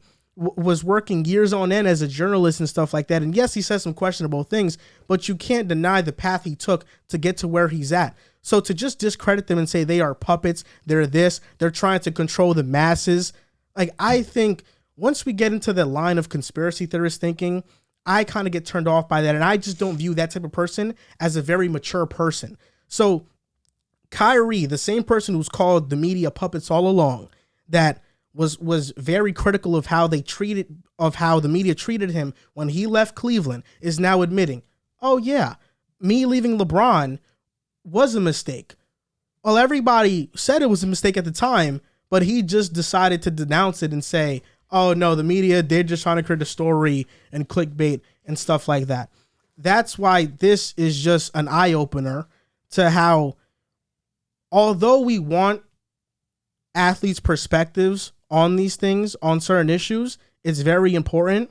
I feel like the way that a lot of NBA players and professional athletes in general denounce what the media says, and then the media ends up being right about that situation, they don't, the same way athletes say the media nobody holds the media accountable. Nobody holds these athletes accountable when they call out the media and what the media actually says is true about them. And in Kevin Durant and Kyrie's case, it's been that way. And ironically, they're both teammates. But in those two situations, you can point to the most and say the media was right, spot on about them, about their situations, about the distraction of Kyrie Irving and all that, leads into it and stuff. So I think Kyrie admitting that himself is kind of he was being honest, which is cool, but it wasn't the smartest thing for his brand, because now you look at maturity. It shows maturity, but you are now in a situation in Brooklyn where you've been nothing but immature in handling the situations that you've been handling in Brooklyn. Are you saying with COVID? Yes, in a sense. I don't think the mandate was fair, but at the same time, you're an NBA player. You have access to the best doctors and stuff. And I mean, for you I am vaccinated.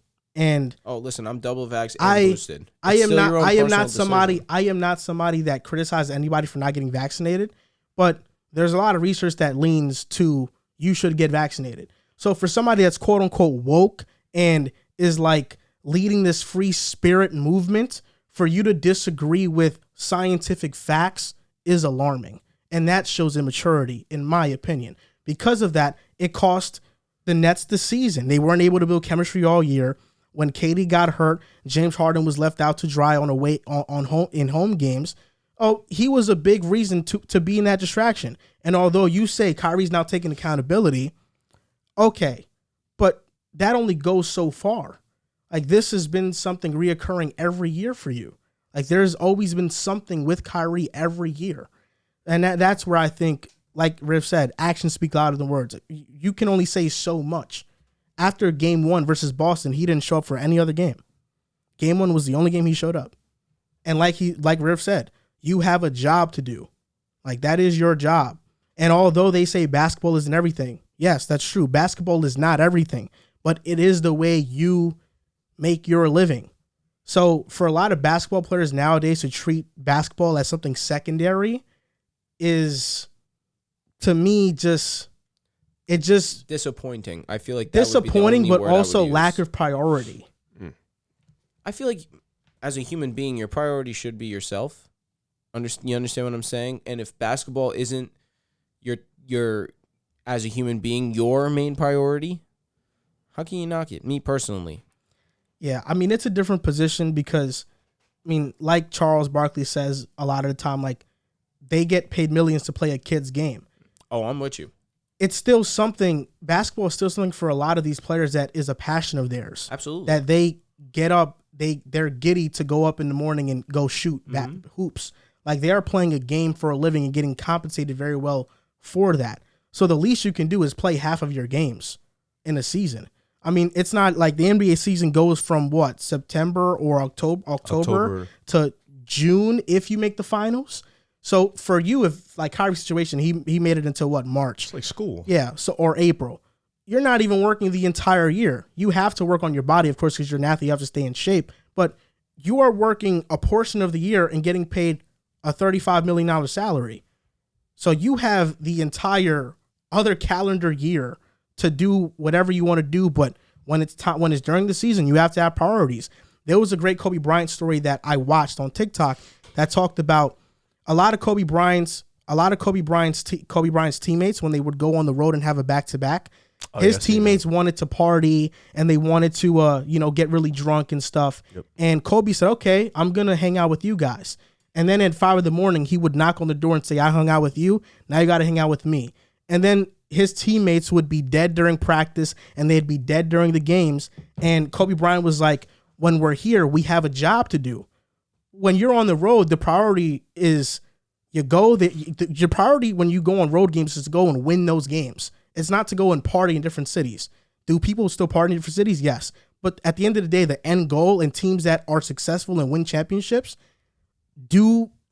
are strict on their schedule and do those things where they build these habits where they're not partying. They're in the gym. They're focused. They're focused on their task. And that's where I feel like Kyrie, it just never feels like he's been that way. But for my this week in the NBA, Zach LaVine staying with the Bulls is not a slam dunk anymore per KCJ Hoop. I never thought it was a slam dunk, and I think he's going to go to Portland. I do think he will be a Portland Trailblazer by the offseason. He will be on the Blazers. He's been pushing that for a minute. It's going to happen. And LeVar Ball thinks he's leaving because he doesn't want to play second fiddle to DeMar DeRozan. He literally said he's going to the Lakers. Don't listen to nothing LeVar Ball says, bro. Doesn't make sense. That'd be lit. I would not decline that at all. Of course you wouldn't. And Mike D'Antoni to the Hornets, I think, would be very good for LaMelo's sake. Just unlocking him as a player fully. Nash. I think that would be really good. Mike D'Antoni systems don't win championships. No, they don't. They can get you to a Western Conference. But could LaMelo be in the MVP race with his system? Nash was. Harden was. I can't LaMelo, right? You think he's I'm all in. Yeah, you think he's a top 10 stud, right? What do you think? Me? Nah, I think it's a few guys that be in that race before him. Like Terry Rozier? Nah, he stinks. But He does not. I was trolling. Anthony Edwards would probably be in the MVP conversation before him. Cade, I think, will be in the MVP conversation before him. Show some respect to LaMelo, bro. There's respect. I think Cade is better. We'll see. Would you rather Mikal Bridges edition? We've been doing these would you rathers Mikal Bridges? Oh, no, Andrew Wiggins. Okay. I apologize. We've been doing these would you rathers for a while. Now, Andrew Wiggins has been a pivotal part to the Warriors this season. So this is would you rather Andrew Wiggins edition, first name. Andrew Wiggins staying over here. Mikal Bridges. Andrew Wiggins. I would probably go Andrew. Dylan Brooks. Andrew Wiggins. This guy is embarrassing. It's a good question. I would go Wiggins. Jeremy Grant. Wiggins. RJ Barrett. Wiggins. And we're saying right now? Right now, going to next season, who's going to be better? I'm going Star J. Okay. Jaylen Brown. JB, easy. Domantas Sabonis. Andrew Wiggins. You have to say Sabonis. I am going Sabonis. Gordon Hayward. Andrew Wiggins. That's a good question, but Andrew Wiggins. Julius Randle.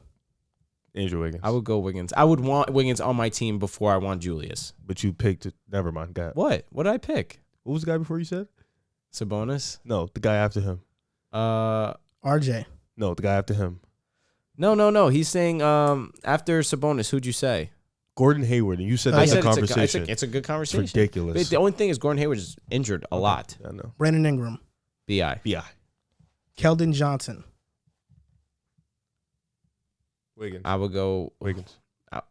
I'll go Wiggins. So so you don't think Jeremy Grant and Wiggins is a conversation? No. You don't think it's a conversation at all? I look at Jeremy Grant on a playoff team, and I look at Wiggins on a playoff team. Wiggins is better. And Wiggins and Hayward isn't a conversation either. That's the thing. That's a conversation.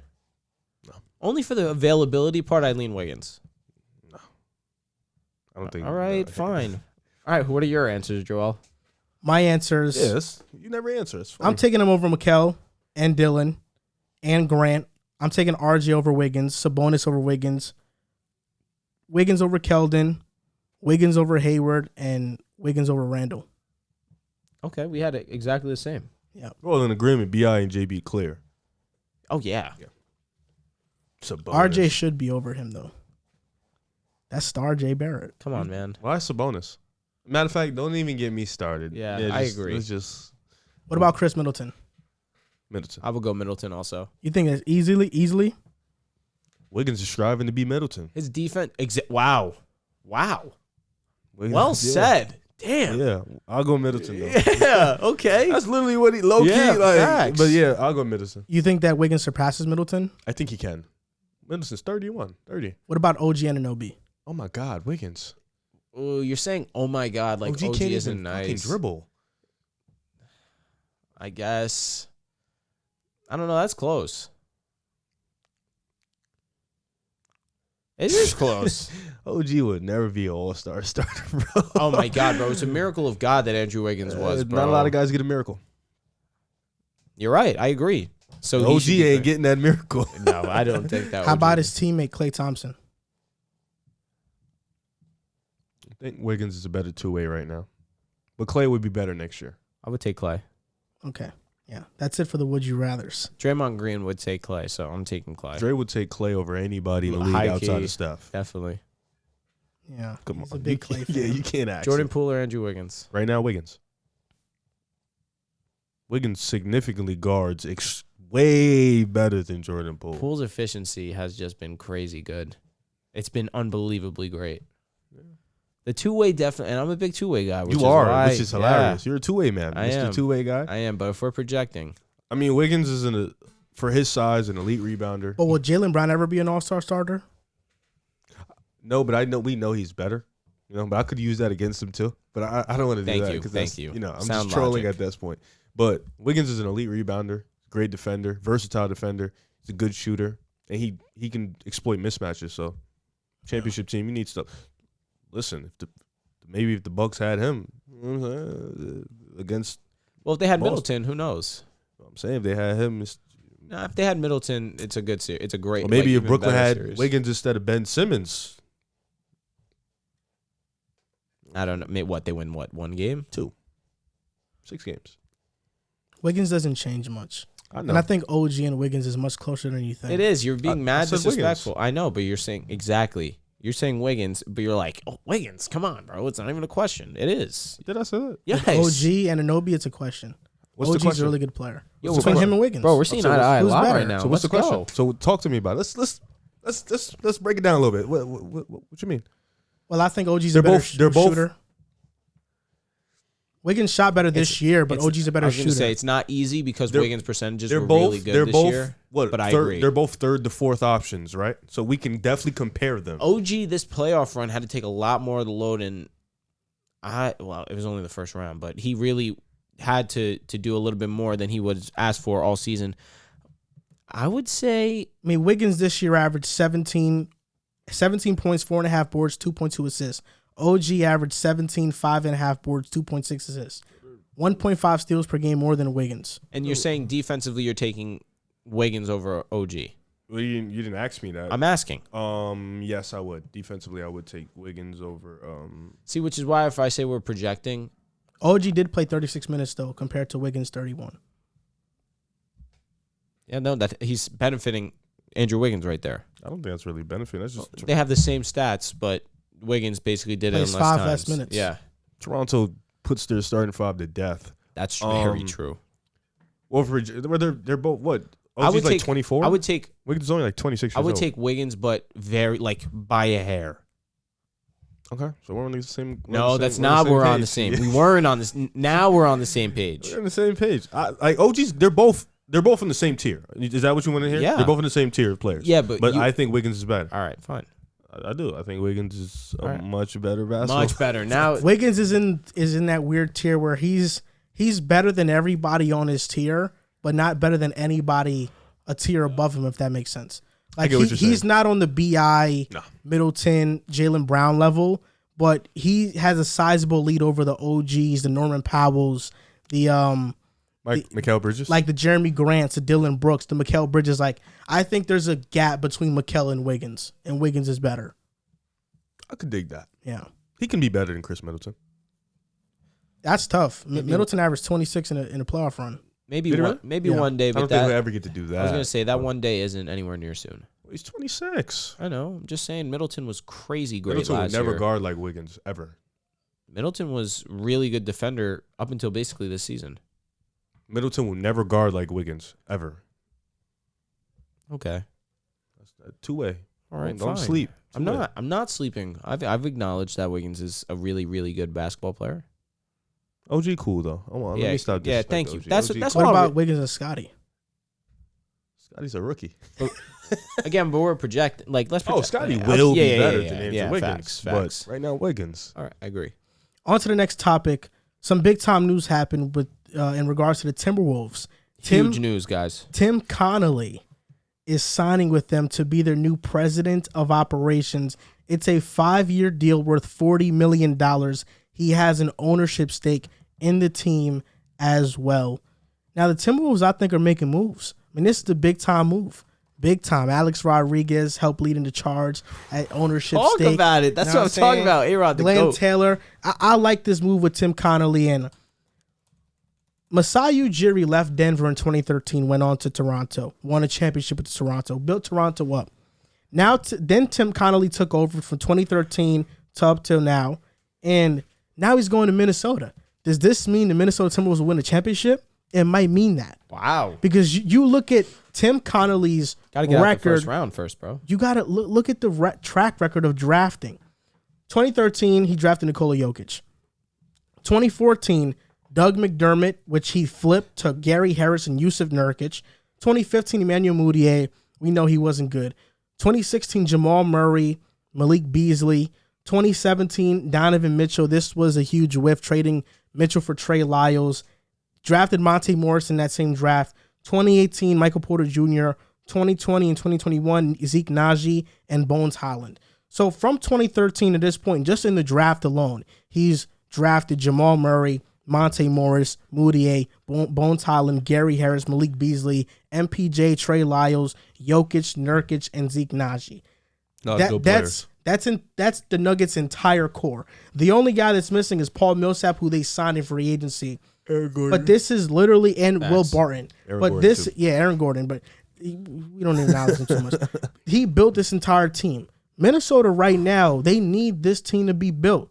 Like they have the star players, but they just need the supporting cast around the players. Yeah, I'm with you. You have Anthony Edwards, who's going to be an All-NBA player. Cat's an All-NBA player already. D'Lo, does he get traded? Does he not? If he doesn't get traded, he's still an all-star level point guard. Pat Bev, heart and soul, was on an entire media tour the other day. I think Tim Connelly. Did you like that at all? That he's been cooking? No, that Pat he Bev went on a world media tour after losing in the first round. Yeah, because he brings that energy. Okay, I guess. He's made it interesting to watch. Okay. I think Minnesota landing Tim Connelly is a big time move. And he probably viewed the situation knowing they got Anthony Edwards. I could win a championship with that guy being the best player. It's crazy because over Jokic, like he's like, you know what, I got Nikola Jokic. Jokic, the MVP. roster is as good as it's gonna get right now. It's Conley and the Joker have a great relationship, so it's kind of sucks that he left. He turned down the Washington Wizards offer, the same offer 3 years ago, and they had Bradley Beal. So it's interesting that he decided, he looked at Minnesota, he decided this is a place I can definitely go. Like you said, they've let now Masai go and Conley go. Conley has built this franchise up to a Western Conference contender for 9 years. But you are a fool. And I'm going to tell you why you're a fool. The Minnesota Timberwolves are not a Western Conference shit. I don't know what you were talking about. I don't know why you keep spewing that nonsense. But you guys are like I'm going to say you guys because you're a real diehard Minnesota fan. And I could care less about them. I'm going to let you know and your fans know that you're like 2-3 years away. Next year, you won't be there. The Clippers dominate. They can't make the West Conference Finals next year? No, the Clippers are better. The Warriors are better. Phoenix is probably still better. Dallas will punch it on y'all. Memphis is better. That's tough. Memphis is better. That's tough. Memphis is better. Pelicans are on the rise. Watch Memphis out. is better. The team that Minnesota should have beat them in the first round. Memphis is better. They blew 3 leads. They beat you. Big time leads. Did they win? Who was a better team? Did they win? Who was a better team? Who won? Minnesota's a better team. You said who's the better team? Who's second seed? Minnesota's a better team. Who's we? No, let him say we. Who's the second seed? Memphis. Who won the series? Frauds. So the frauds beat you guys. Interested enough. So the second seed got you taken to the brink by the 7th seed. Bro, are you serious about them being frauds? Memphis? They are frauds. They beat you guys. It doesn't really matter. It doesn't really matter if they're frauds or not. They're won. not Frauds. Minnesota should have beat them in the first round. We know this. But they didn't. We know this, though. No, we don't. We don't know that. It's common They knowledge. blew It's and Denver games. Denver healthy? Exactly. Do you deserve? They were a better. Wait, hold on. Do you deserve to win anything with that? I know Remember that, what he I did know with the that Atlanta in the Knicks series? It should have been this. It should have been we're that. gonna different circumstances. Look. We're gonna talk about this later on in the show in a few. But the Celtics have won 10 quarters out of the 12 versus Miami. How do you feel about that? Listen, they had no Jimmy Butler, and the Celtics lost. But the Heat still won regardless, even though the Celtics have been playing better for the majority of the series. Denver healthy. You know Is you still Minnesota have to better? acknowledge that. So if the Heat end up winning the series, but the Celtics played them for the majority of the he's series, gonna The Celtics what are you going aren't to say? Credit to the Heat. Okay, but Celtics are probably the better team. Oh, listen, Denver we know healthy that. And I is still Minnesota very better. So that's why I'm confident saying the Heat are Minnesota's gonna better. win. Denver healthy is Minnesota better. I don't know. Denver healthy is Minnesota better. It's a debate. That's 4 teams better than Minnesota. debate. Your window. Listen, Connelly's been great. Listen, you're talking to the guy who holds Jamal Murray as one of the greatest playoff performers of our time. I mean, so maybe you the window isn't here, buddy. You'll be a good playoff you are making team. this assumption because you don't think Edwards is taking the next step. No, I think he can take a step, but the Clippers are better than you guys. The Warriors will be here. The window is there. If they put the pieces around, it's there. You'll be a good playoff team for the next 2 years. You'll be that. But your window 2 years? No, I mean they'll be I'm talking about just a good play. Their window to win a championship is after those 2 years. But these next 2 years, you're just gonna be a regular playoff team. You're just the West regular, is too strong. so nobody's gonna look at the Timberwolves like, damn, we gotta beat them 4 times. I'll say this. They just went 7 against the number 2 seed in the Western Conference. They still have one of the premier young talents in the league in Anthony Edwards and Karl Anthony Towns. Everybody will be back next year. That's why I'm looking at it. I'm looking at it as like it was 6 teams are. It was 6. Oh, was it 6 games? Yep. I'm looking at it as teams are coming back next year. It's not that they're not talented. They're actually good. But teams are coming back, and I think the teams that are coming back, like Denver and the Clippers, are better than them, along with the Warriors, the Grizzlies, and Phoenix. That's 5 teams. And Dallas, I think, can argue that are better. Well, I think they may not be better, but Luka can beat them. Of course. So that's 6 teams already. You think the Suns are going to be better? Yeah. It's despicable. I don't know if you mean that. Just the way you just let that ridiculous. off. Because I agree. I think the Suns will be better. I don't think so. I just named 6 teams. Chris Paul is older, and the Ayton is probably leaving. What about the respect for Devin Booker and Monty Williams? Anthony Edwards is going to be better than him next year. Oh, next year? Yeah. Next year. You really jump steps. God damn, next year. I don't know about next year. Next year's crazy. Devin Booker's him. Edwards is too. I agree. He's more I him. agree. He's more him. Come on. You just love taking that extra mile. Devin Booker made his first playoffs at 26. We know his team was abysmal. He was playing with Tyler Ulis. And let's not forget the bubble, man. 8-0 to close the bubble and almost made the playoffs. Stop. Bro, that was impressive. That was impressive. Nobody cares about that. Why? They didn't make the playoffs. I agree, but they didn't even make the play-in. They didn't. So it doesn't matter about an 8-0 stretch. They went 8-0, dude. They didn't make the play. They went to the bubble for no reason. The only way, yeah, but the only way that they had a chance to even compete for the bubble, for the play-in, was you have to go stop 8-0. doing stuff like that. Yeah, low key. It will be better than Devin Booker next year. You think that's a hot take? Yes, Devin Booker's only 26 years old. That's not a hot take. Edwards is him. No, it's a hot take, but Edwards is I him. understand, but is Edwards top 20 right now? Top 25. So he's going to jump about 15 spots all the way to D-Book. Why not? Okay. D-Book jumped that many spots. D-Book last year was like top 18. But he jumped. 8 that spots. playoff run made him jump a lot. That's not necessarily true. I feel like no, it was Booker after this already regular season. People were like putting Booker him up. was already getting respected as the top 25 player for a few years now. Trae Young jumped that much. Trae Young made an ECF. All right. He had a historic season. Edwards has to do that. Edwards can do that. He's capable of doing it. He can, but he has to do it. I don't think he'll do it next year. Yeah, but we're projecting. We don't think he'll do it next year. Projecting allows you to do anything. We don't think he'll do it next year. Not next year. I think he will. You'll be wrong. He will average like 26, 27 next year. He could average that. I can see that. Efficiency? That's the question. It'll be spotty. You think so? What was his efficiencies this year? What do you mean think so? That's been facts. His efficiency spotty. His efficiency has been spotty for the season. The splits aren't bad. What's the splits? 45% from the field, 36% from 3. Average. That's not. That's the really 3-point good. percent is league average. Yeah, but that's Devin Booker's been league average from 3 for years. 44 and 36. I'm taking that, dude. 44 is cool. 36 league average. What's the free throws? You love asking me questions. I don't know the answers. 77%. Oh. No, I'm playing. I don't know. I'm just guessing it's that. Is it 77? Based on what I've seen. Boy needs to get better at that line then. 79. 79. LeBron like. No, actually a little bit better. What about like 2%? I think. He's a guard shooting 79% from the free throw line? 79 is not bad. That's 8 for 10, bro. That's not 8 for 10. Dude, it's that's a little 7.9 for 10. There you go. Come that's on, 8 for Riggs. 10. There you go. Enough. It's literally 8 for 10, though. I don't know. 26 points? Like Tatum shoots like 82, 83%. Tatum takes horrible from the 24 to free 26 a throw. game. Tatum takes. I'm saying from the free throw, 82, 83% from the free throw. 24 to 26 a game. 24 to 26. Oh, so now you dropped it just to save yourself. No, I'm just giving you. I'm I'm fine with 26. You said giving 26, you. I'm 27. giving you an estimate. You Is said that 26, fine? 27 at first. Can I not give you an estimate? He averaged how many points last season? 21. And he averaged the same this year. No, rookie season he averaged 19. Okay. Then he averaged 21. Yep. Okay, let's see it. Okay, let's see it. 20, and there'll be Such a hater. there'll be You're asking me or? Go They'll be a top 5 seed. got it. Like they were tough. Okay. They'll be the 5th seed. You see how he's lowballing? I think No, I know there are a lot of good teams in the West. No, there's a lot. I'll say top 7. Lock. Top No, 7 no, lock? no worse than that. Fair. I see So top 8 play-in. lock. I mean, yeah, No, there's but no I'm- really lock for it. No, I'm It's just saying. top 7. I don't think that they should be lower than 7. 7 yeah. is playing now. I know. You wanna But you see guys top should win. 6? You want? No, you I'm won't a- be top 6. I don't know. He loves to hate on things. You were 7 and teams He were hurt does this love year. to hate on things. That's yes. hating? That's no, hating? No. You were hold on. I'm just stating facts. You were 7th seed and teams were hurt. You were 7th seed. You were in the play-in this year and the Clippers didn't have Kawhi. Yeah. Is it wrong for me to You guys should Denver? have been higher. and You than didn't Denver, even have Minnesota making the Agreed. playoffs. and Denver didn't have their guys. Agreed. No, you're lying. I had them as 8th seed. Is it wrong for me to assume that with Denver coming back and the Clippers getting Kawhi, they won't be ahead of you guys? You didn't have Minnesota in the playoffs. I did have. You I had them in picked the the Clippers play-in. to beat them in the play-in. Oh, you talk about at the end? Yeah. So you flip-flopped. No, I had the Minnesota still making it as the 8th seed. Why are you doing that? I had the Clippers winning as the 7th seed. What happened to that? It flopped, and Paul George got COVID and Wait, couldn't make the what playoffs. happened? Timberwolves beat them, right? Yeah, they beat him. Okay.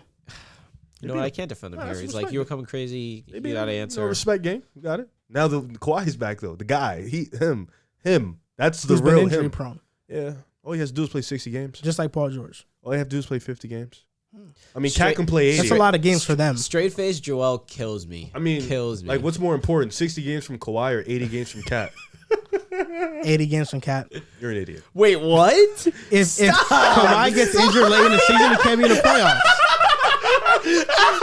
Come on, I'd rather have 80 games of Cat.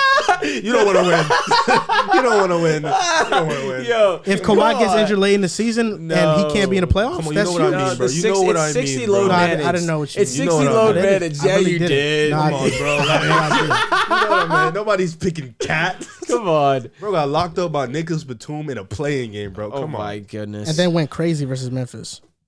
Didn't you guys lose? They lost, but he went crazy. He did his thing. that is hilarious. Damn, man. Keep doubting Minnesota. It's something you have against Minnesota. Something you have against Anthony Edwards. Listen, Kawhi Leonard has not played more than 60 games since 2016. Has more rings than the Minnesota. Think about that. Yeah, I'm with No, you. no, think about He it. played 60 on the Raptors, 57 for the won Clippers, 52 Raptors. for the Clippers. Since 2016 was what the Raptors won. He has 2 rings. What has he done with the Clippers, bro? Has he had any success in the playoffs? WCF. He's nothing. That's success, is it? Right? No, But he he- wasn't he a part was- of that team. He didn't technically. He got didn't hurt. play in the second round. He got hurt. But he still was great. What's Cat's success? He's 8 years in. You talk about D-Buck. What's Cat's success? He has a play-in victory. Oh, hey, congrats. You know, first round exit, D-Book, first time finals. Yeah, that's It's just interesting. amazing to me. Kawhi went to a stacked Toronto team, won a Stacked. championship. It was Wasn't stacked. the same? Wasn't that same team DeMar was on and they got bounced all the time? But that speaks volumes on Kawhi. to Fred DeMar. hadn't different. ascended yet. Agreed. Just Pascal different. didn't ascend yet. True. He's Pas- right. But do you remember against Philly who ascended?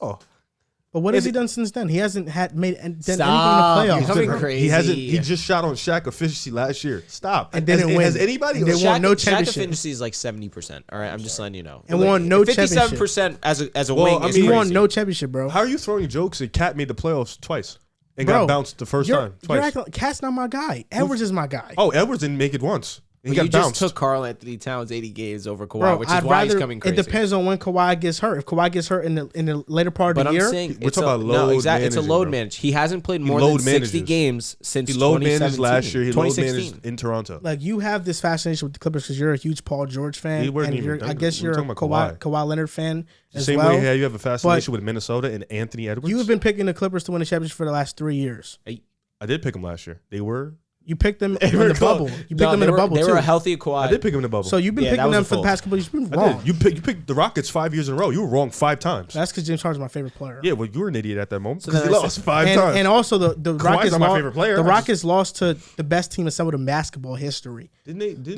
The Clippers blew a 3-1 lead. to the Denver, right? Difference. To The Denver, yeah. Nuggets. Interesting. That's very interesting. Good team. Solid team. Stop They got it. the Joker. Stop. They lost 3. They blew a 3-1 lead. No validating. Kawhi was on that team. Game 7, what'd he do? 12 points. Nah, solid team, Kawhi. You know, Scrub, Joker man. different. Hey, listen, let me ask you a question. Didn't Harden just have a stinker against I know the Heat? Harden is washed. Why do I care? I don't care about that. Damn.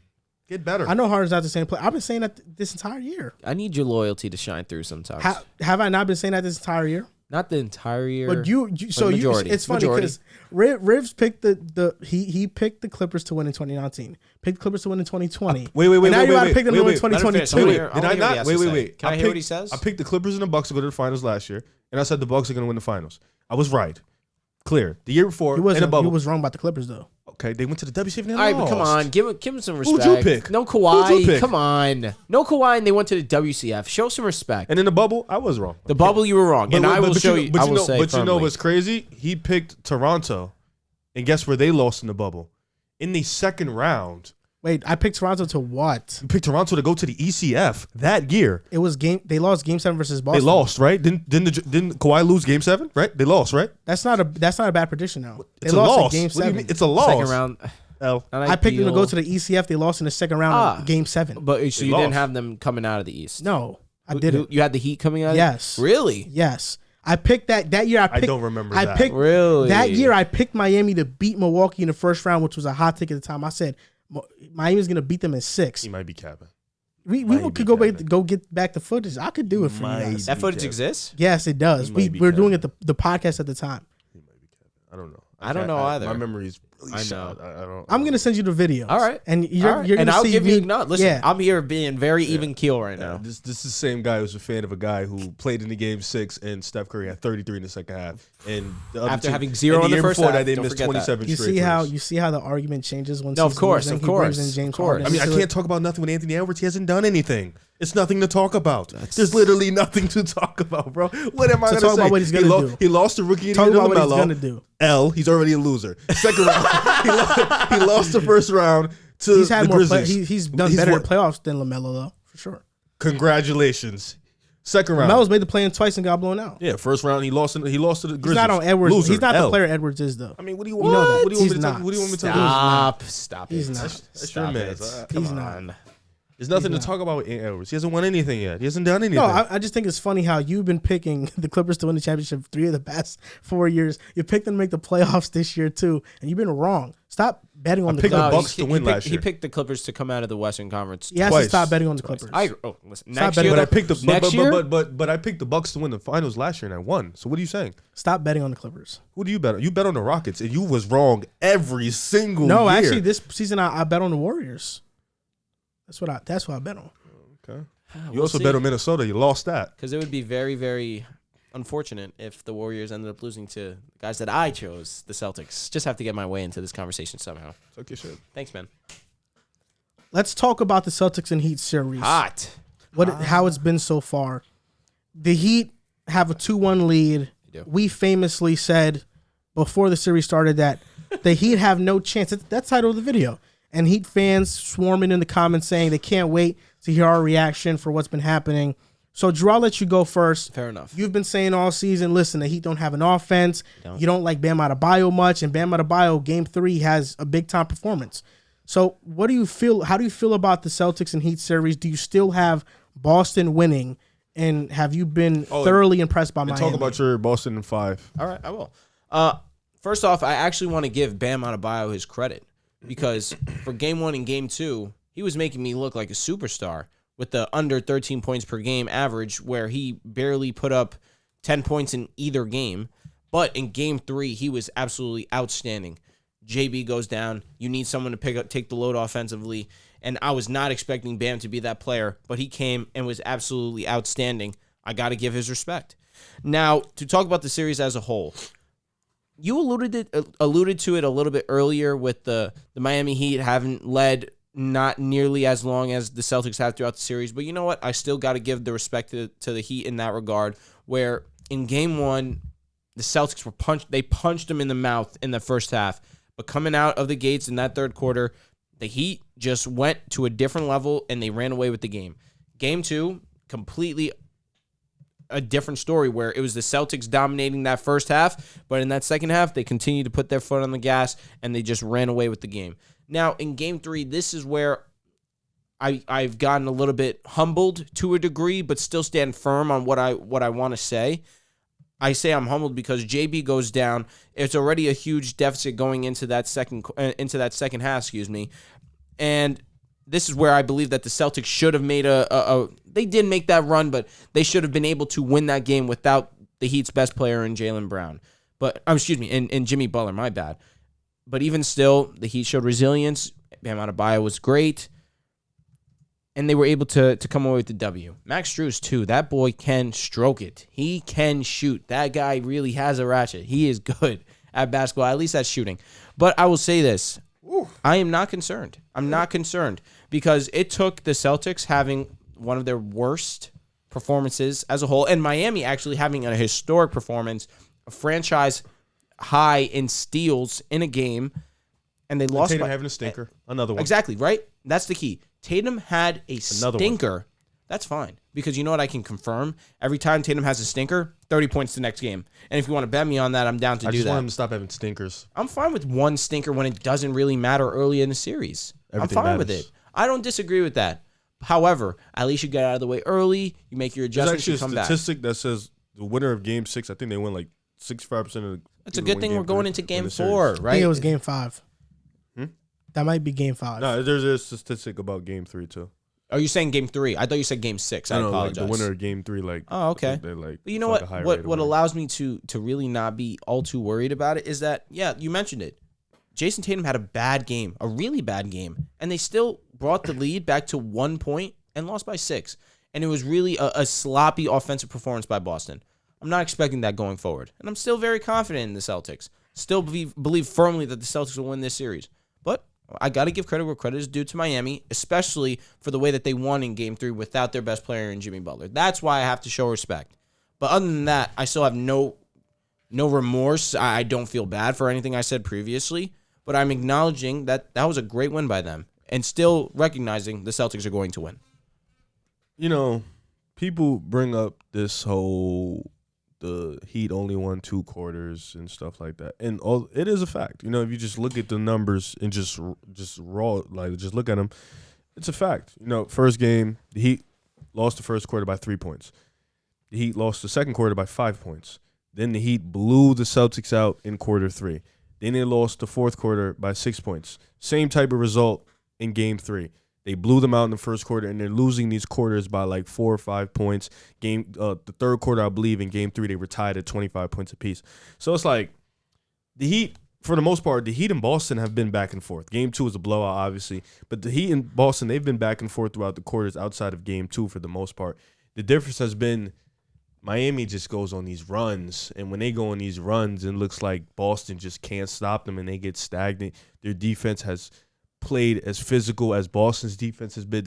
I said this before the season, like Miami is a physical team, just like Boston. They can get physical just like they can. And you saw it last game. Everybody was getting injured. Everybody was getting hurt. Miami, just like Boston, are 2 really physical teams that will get aggressive with you. And like you said, Max Strus, Tyler Herro, he's been butt. And he's not playing tonight. Yeah, okay. He's hurt. Yeah. Cool. Yo, Max Strus. That boy can stroke it. That take is can. aging like fine wine. And that man yeah. is. We knew. We were on He's the right hurt, side of though. history. But he wasn't. He just got hurt. He's been having a fantastic year all year. He just got the playoffs started. What, Reggie? Yo, bro, that was crazy. We're gonna talk about that, bro. 0 for 10. Yeah, we'll get to that. Wow. I was thinking of Reggie Miller. Oh, yeah. Yeah, Mr. Pool clears, by the way. Freaking clears. Miami's role players, you know, like you said, Bam in Game 3, Max Strus towards the end of the game when you saw Boston was making a fight, Kyle Lowry coming back and bringing that type of mentality at the point guard position, that type of poise, he was good for them. It's just the little things that Miami does on the offensive end. Victor Oladipo was amazing on defense in Game 3. He was huge for them, getting stops on Jaylen Brown, getting a couple steals on him too. This series, like I said, I still think it's going 7. You know, I still think this will end up being Game 7 in Miami. Winner takes it, Jaylen Brown. Jimmy Butler versus Did the same Jason Tatum. Yeah, I think this will still go Game 7. I think Boston does take Game 4 tonight, but Miami has been a tough team, a tougher team than you anticipated because you had them in 5. Ridiculous. It wasn't ridiculous. Yeah, 5 was crazy. Outside of one quarter in the third, the Celtics should be up 2-1. Don't do what I'm he giving just y'all did. game 3. Don't do what he I'm just acknowledging. did. Listen. Don't I do just that. had a whole spiel about how I'm respecting and acknowledging what they did in game But 3. Bam needs to continue to be better. Tyler Hero, whenever he comes back, be better. I personally don't know how long they're going to keep playing because they keep just picking on him on defense, and it gets really bad. Max Strus is the better option. Hopefully, Jimmy Butler is healthy, though. But other than that, role players continue to step up. Defense continues to be there. Kyle Lowry is back, so now they'll have that consistency at the point guard position. But this has been a good series. Aside from the blowouts in Game 2, even Game 1 was entertaining for a little bit. Game 3 was great in the second half. But hopefully we can get more competitive games. But I still got Miami 7. Nothing changes for me. Max Strus gives me Shane Battier vibes. I don't know about that, but I see You why you say you it. take Shane Battier? Yes. Oh yeah, I'm with you. I'm with you. So you asked I'm me. just saying, like, he could get to, like, I see, Shane like, is 6'9", bro. Shane was like that. He was like that. That's crazy comp, bro. I'm not gonna lie. Max Strus is like Mike Miller with some defense, but lesser of him. You know what I'm saying? All he does is shoot threes.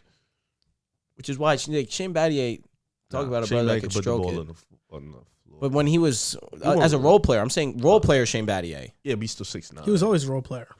True. Didn't we Rookie of the Year? He was on the Rockets. He's a role player. All right, Miami Heat role playing Shane Battier is how I see Max Strus. I think I like the Mike Miller one better. I don't mind With that. some defense. No, though. Max Yeah. Strus definitely less of a sharp because Mike was. Yeah, that Yeah, my stop. goodness. But yeah, because I know what you're about to Worried say. about it, let me yeah, get stop. Look, What? there's a reason why I was in on Miami. Oh, Oh my goodness, God have mercy. This guy There's has a no. reason. I'll tell you what. He has no self-respect. No self-respect. There's a reason. I'm about to quit. I saw the physicality. I saw how great they are defensively.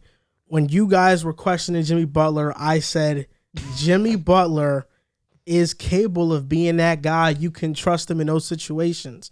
I have to get my own footage. Does On the that pod. mean? Does that mean that I'm picking the Heat to win this series? No. Wow. But this wasn't Bro, set going to us be up. an easy series. Game 1, the Celtics gave up the most points. They gave up all playoffs long.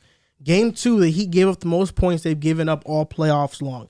It was uncharacteristic for both teams. You want to know what's not uncharacteristic for both teams, though?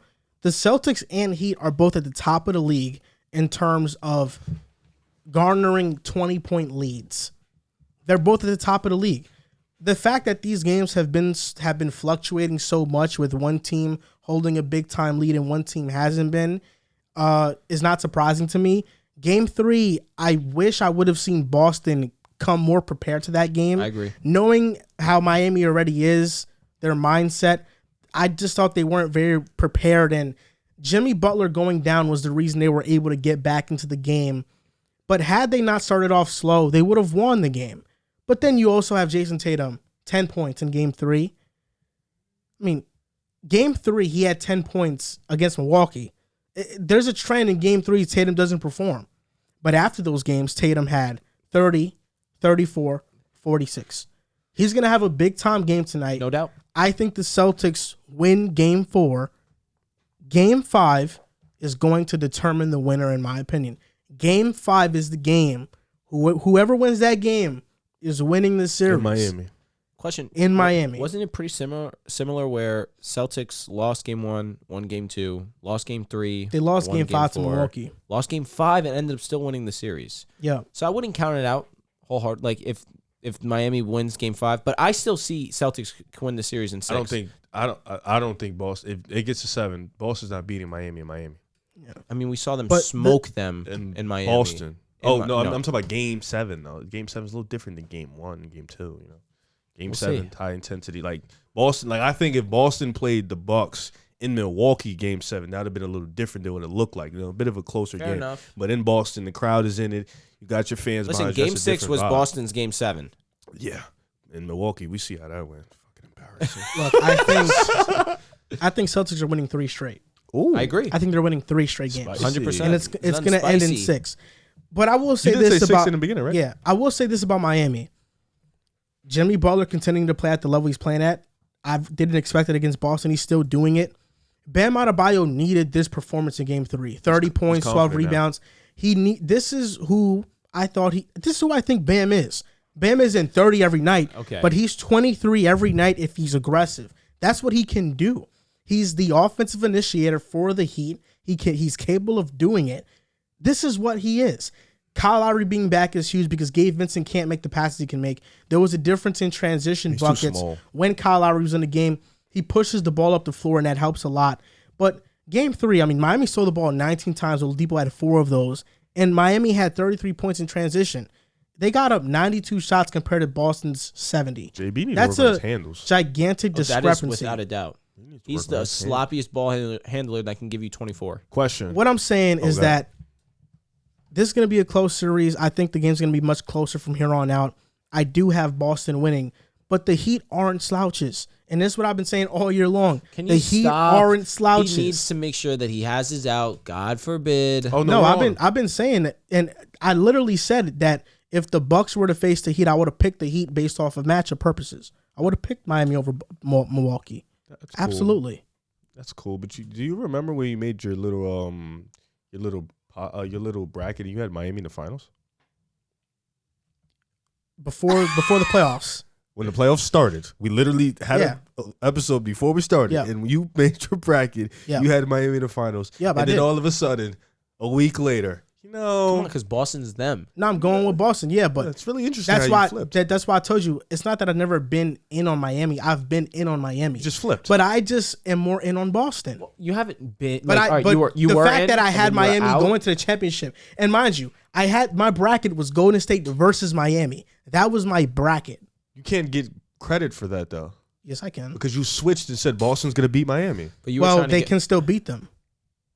No, but I'm saying I already said I think they'll beat them. Yeah, but you don't get if Miami goes to the finals, we can't. You don't get I was right all along because no, you flipped. I wasn't right all along, but I was right to an extent. This is my prediction before the playoffs. No, yes. no, yes. You can't just go back to what you said. No, you changed because you changed your theory up. You feel like Boston. I didn't change my theory up. You picked a new team. There's multiple possibilities that can happen, bro. Joel, I'm gonna be honest with you, man. I think you're a scientist. You're out. There's multiple hypotheses that are involved in coming to a conclusion. Oh my goodness! I couldn't ignore. It's not for me personally. It's not. That's him with every single opinion that he has. There's no lose because he always has the backtrack. He always has that out. You know what I mean? No, there are some lose. Golden State not making it is a lose for me if they didn't make the finals. Oh, I'm with you there. Yeah. But I always pad Golden State. I didn't switch up on that once. The East was just harder to predict easily. And after seeing Boston beat Brooklyn and then Milwaukee, I was confident in them beating Miami. I'm with you. But I am not you, where you did not trust Butler as an offensive player or Bam or Lowry. I didn't say I didn't trust Butler. You said their offense after Butler, who do they have? You did say that. That's what I said. You said their offense is so limited that you don't trust them at all. I don't. You had them winning. You had them losing to 5. All playoff song. It doesn't matter if we're talking right now. It's so ironic. We're on the same side here. But I'm trying to at least give him the real. That if Miami goes to the final, he doesn't get credit. What's worse? Talk to me. Person A or person B? Person A picked Golden State versus Miami in the finals, but then later switched his pick to Boston, or person B who never had Miami sniffing the finals ever, has been low on them all year, and then they make the finals. What's worse, person A or person B? B is worse. B's worse. B is worse. You're worse, but B is worse. Yeah. I mean, you take your L in peace. Fine. Take your L in peace. Because I'm telling you right now, I don't have to worry about that. I took my L last week, bro.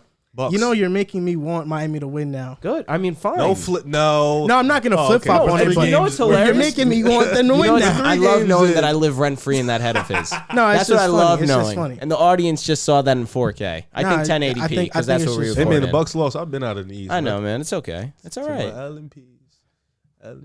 It's all right. That's why you have to keep riding. Fuck Boston. Fuck Boston. I do think Tyler Hero being out, though, I think it opens up a lot of minutes for Oladipo. Oh, yeah, great. That's their X factor. Well, yeah, because Tyler Hero was a cone. He's been a cone. He will always be a cone, and he's not that good. You saw Victor Oladipo put up a little highlight reel of him playing defense? He was locking Jalen Brown. He was, but that was really, really funny. Well, he hasn't played. He should be proud of himself, honestly. Oh, no, he should be proud. I hate to be this simplistic about it, but if Boston's going to win, Tatum has to take that ascension. Like, he has to take that leap. I'm with you. He has to take that responsibility the same way Luka has done it, and he's dropped 40 on multiple games now.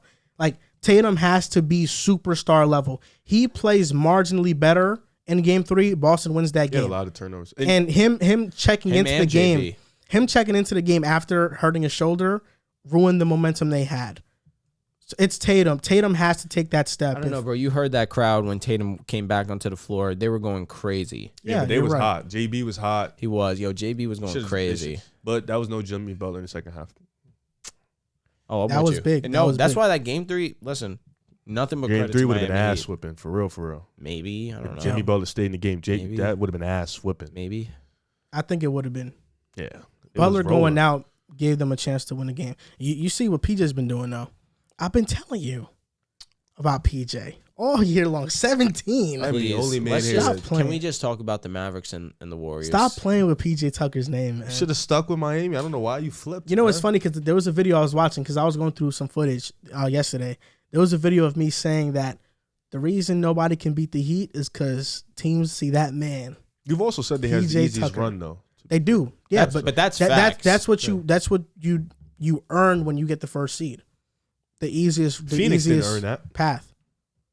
I mean, what do you mean? They faced the Pelicans and the Mavericks. That's not easy. They lost. If Golden State had that same path, that would have been an easy path. For They're, them. they're about to sweep Golden State right well, now. for them, Dallas but I'm right saying now. like Phoenix, that wasn't an easy path for Phoenix. They were the number 1 seed. It wasn't an easy.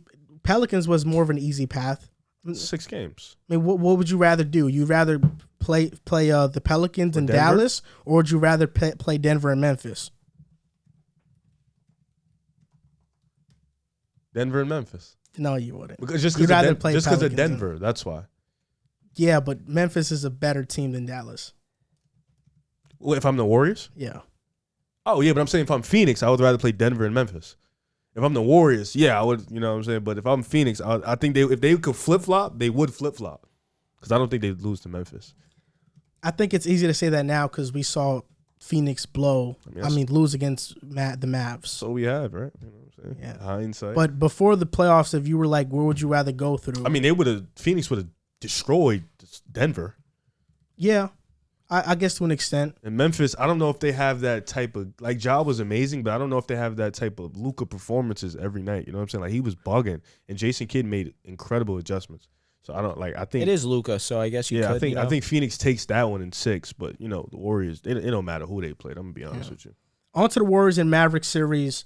I wish I could kick my feet up. Warriors are up 3-0. What's there really to say?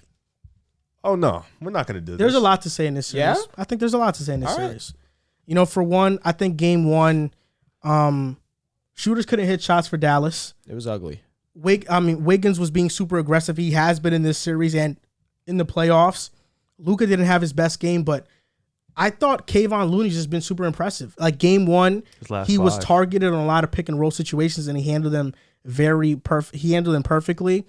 And this is no disrespect to Stan Van Gundy or Reggie Miller, but I feel like a lot of what they say about what they see is happening in the game is not actually true, because I know they're like great basketball minds or whatever, but everybody has human error. Game 1, like their keys for game 2 before the game started was like, oh, they didn't target Steph in game 1. They targeted Steph in game 1 a lot, but they weren't able to get the switch on Steph because the Warriors would hedge it. Steph would hedge the screen and then go back to his man, and he'd recover on his man. He'd show and recover. They couldn't get the switch because of that. And Curry played the passing lanes very well, and he was very active. He was always moving around defensively, doubling on Luka. Show a trap, go back to my man, go back to Bullock, and guard him. He was doing a lot of that. So the fact that I saw a lot of people saying, "Oh, the keys for game 2 is target Steph," they were doing that, but they didn't allow it to happen. Game 2, just the Kayvon Looney 21-point game. 21 points and 10 rebounds. The last Warrior center to do it was Robert Parrish in the 70s. So that's how long it's been. I didn't know that either. Wow. And Kayvon Looney having a performance is just exposing the Mavericks' biggest weakness, which they don't have a big man. It's Dwight Powell, and then that's it.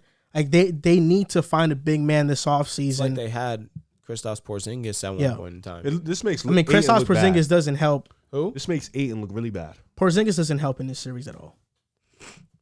He actually makes it worse. Yeah. Yeah. They're gonna just. Oh my god. The spacing would have been. Defensively, it would have been And really rough. I tweeted it after game one that I didn't think this series was the blowout that it showed in game one, because they shot 11 for 48 from three in game one. But in game two, they started out 14 for 18. They cooled off later, and the third was where the Warriors really came back. They shot 2 for 13 from three, the Dallas Mavericks did. And they had a 19-point lead. I feel like if there was a game to win, it was game two. Yep. Game two was the game to win. They were playing very well, and it's not offense that's a problem for the Mavericks. It's defensively. It's that they can't get stops on Golden State. They do get hot and cold from three, and in game three, we really saw that with Reggie Bullock shooting 0 for 12 from three. Like, that was a big reason why the Mavericks lost, but their offense, for the most part, is able to get going. In game two, Reggie Bullock had 21 points. In game three, Brunson, Luka, and Dinwiddie combined for 86 points. And that's usually a recipe to win, but they can't get stops on the other end. Andrew Wiggins has been targeting Luka. Steph has been going at Luka. And it's not just a Luka problem either, because there's no rim protection. There's no rim protection for the Dallas Mavericks. But I think the reason why Golden State is winning this series handily is because, for one, the Mavericks cannot handle the screen navigation that the Warriors that puts you into in their offense. It's just very hard to defend a team like that. There's no team that plays like the Warriors. It's the toughest task to defend a team like that. That much ball movement, off-ball movement that you have to navigate through. Yeah. And Luka, he was phenomenal. Game two and game three, big time, all-time great performances. But it's just they're getting no help from their front court. Dwight Powell can't play more than 10 minutes. Maxi Kleber 0 for 5 from 3. He has 6 points this entire series alone. They're just getting no front court help. They have nobody to deter the Warriors from getting inside the paint. And that's really the biggest reason why I think this has been an uneven series. You're hype right now? What can I say, man? What can I say, man? You know, dynasty back. If we didn't get blown out by 40, my dog walk theory would have been. And I would shake your hand. And listen, even still, man, you sweep the Mavericks. I'll still give you that. Yeah, like I'll still give it to you. Memphis in 5. That's okay. We've been one of the best rebounding teams in the playoffs. Yeah. And that's without a actual 7-footer. You know, that's playing small all the time. It's just the aggressiveness on the boards, the fact that we are so active on the boards has been huge. Even on the offensive glass, we have been great. Kevon Looney, Andrew Wiggins, Draymond Green, even Steph at times. Otto Porter, man. Otto Porter, I hope he plays next game. He's out, ruled out already. God damn it. Yeah. But, well, Moses Moody, he's been all right in his minutes, so we'll live with that. But we've been just great on the boards, and I think that's something that's helping. Also, our zone defense has been really good. You know, that's something, switching up to the zone. The box and one has limited Luka in certain spurts that helps us get those big leads. And, of course, the man-to-man, Andrew Wiggins, forcing him to be tired, picking him up at 40 feet. I think that's something that's been huge. But Steph. This is why when people compare Trey to Steph, I giggle. And it's like, it's just like, this is why he's the best point guard in the NBA. By far. Because these point guards like Trey's amazing. But these point guards like Trae Young and John Moran, they just don't defend like Steph. Oh, well, Luke, he's like a hybrid. He's a point guard. All right, fine. Yeah, okay. Luka's incredible. But they don't defend like Steph. They don't have the willingness to defend like Steph. People, like you said, going to touch on it a little bit more. They were trying to get the switch on Steph. But the fact that Wiggins and Steph communication was key, Draymond's in the backfield. You know Steph's going to hedge hard, and the fact that he runs, that type of energy, the run gets back to his man who's a shooter. I know Reggie Bullock has been off, but we know he is a shooter, and Wiggins fights over every screen. The fact that they can do that is incredible. I think the fact that Steph, like you said, has been in the passing lanes. He's been able to switch on Dorian Finney-Smith, Reggie Bullock, Jalen Brunson's been able to hold his own. Spencer Dinwiddie at times. He has the physical abilities to hold his own now. He used to not be able to do that.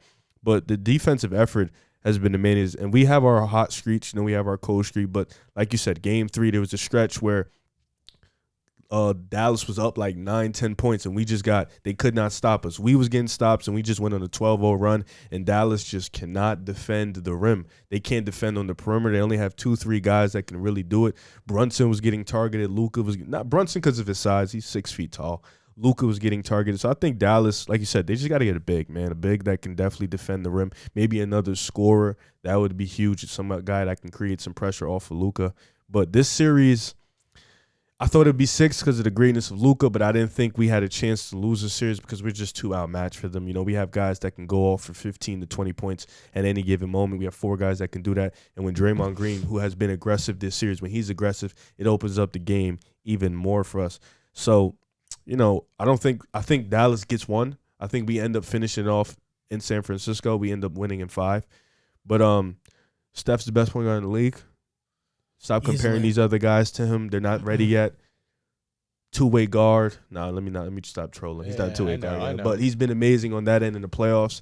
And he will it's incredible because he will win the first ever Magic Johnson trophy. And you know, that's just gonna put him up closer to Magic Johnson. Steph is already the best point guard of all time. He's going to win a championship. Finals this year he's MVP. going to win Finals MVP as well. He's going to win the Magic Johnson trophy, 2-time MVP, best shooter of all time. This is what you're doing. With respect for you, I wish LeBron was in the East and he would have got it. It would have been great that the 2 best players of the generation would have I agree with trophy, that. you know. But let me tell you this. Talk to me. So you were saying that Steph Curry is the best point guard of all time. I think he's 2. So okay, I agree. I think he's 2. So now is Steph Curry a top 5 player in NBA history? He's close. I think if he wins this Finals MVP, he walks into 10. He's a top 10 I'm player. in NBA 100%. I won't. He's I'd say already, 12 right but now. is Magic a definitive top 5 player? 100%. In my opinion, yes. So 100%. LeBron, Magic. I think Bird is over Magic. I think Bird is over Magic. Okay. So LeBron, MJ, Larry Kareem. Bird, Kareem. Larry Bird's the 3rd best player in NBA history. No, this is my top 5. This is I think not Kareem, in order. MJ, LeBron are locked. Yeah.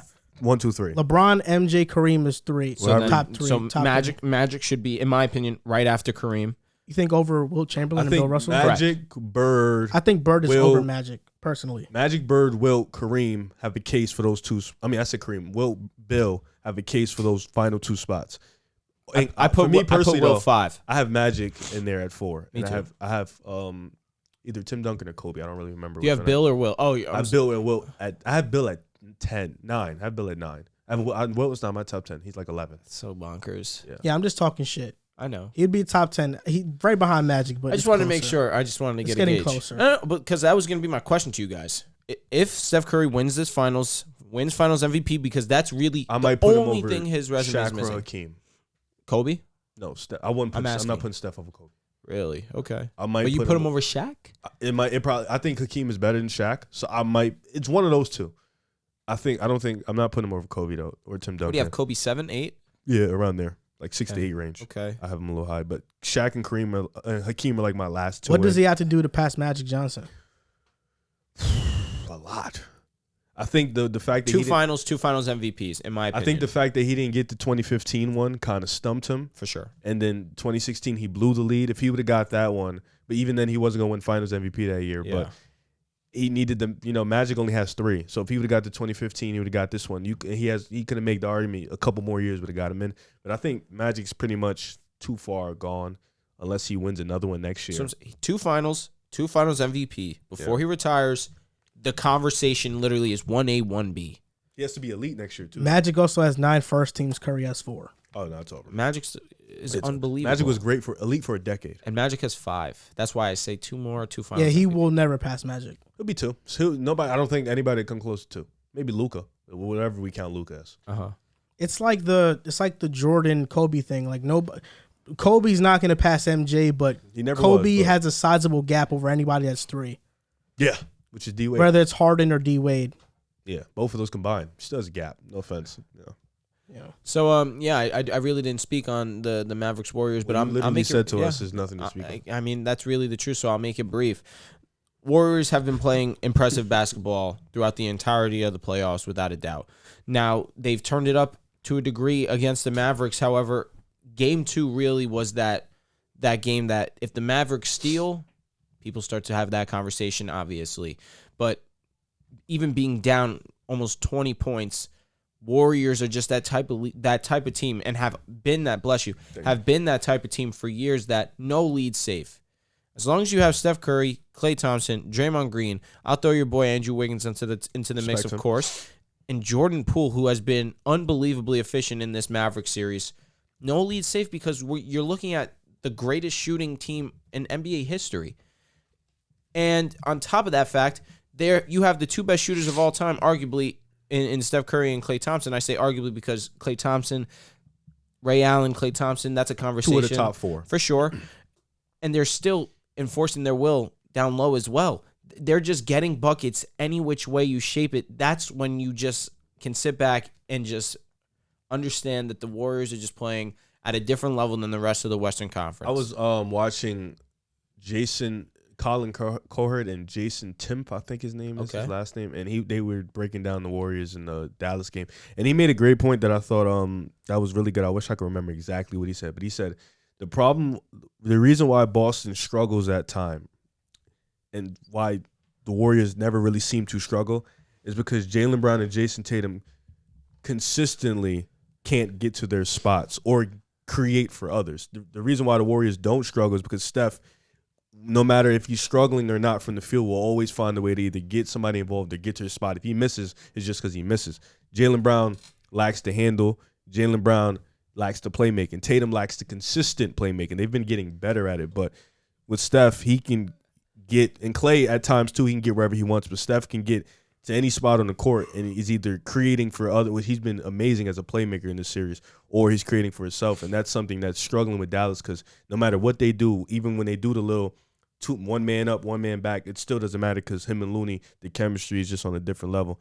But shout out to Dallas. Let's give a little credit to Dallas. They had an incredible season. They upsetted the Phoenix Suns. They beat Utah. Luka he missed half the games. They've been what we're doing to them shouldn't discredit their season, even though they might get swept. They've had a great season. For sure. They've made a step. What we're doing to them? Come on. Warriors Nation, bro. You know how I get, man. I'm glad he did that to you, though. You know what I mean? No, it's respect. I do it to you guys all the time. It's only right that you throw the shade. You a Warriors guy right now too, man. You say we. But you say we right now.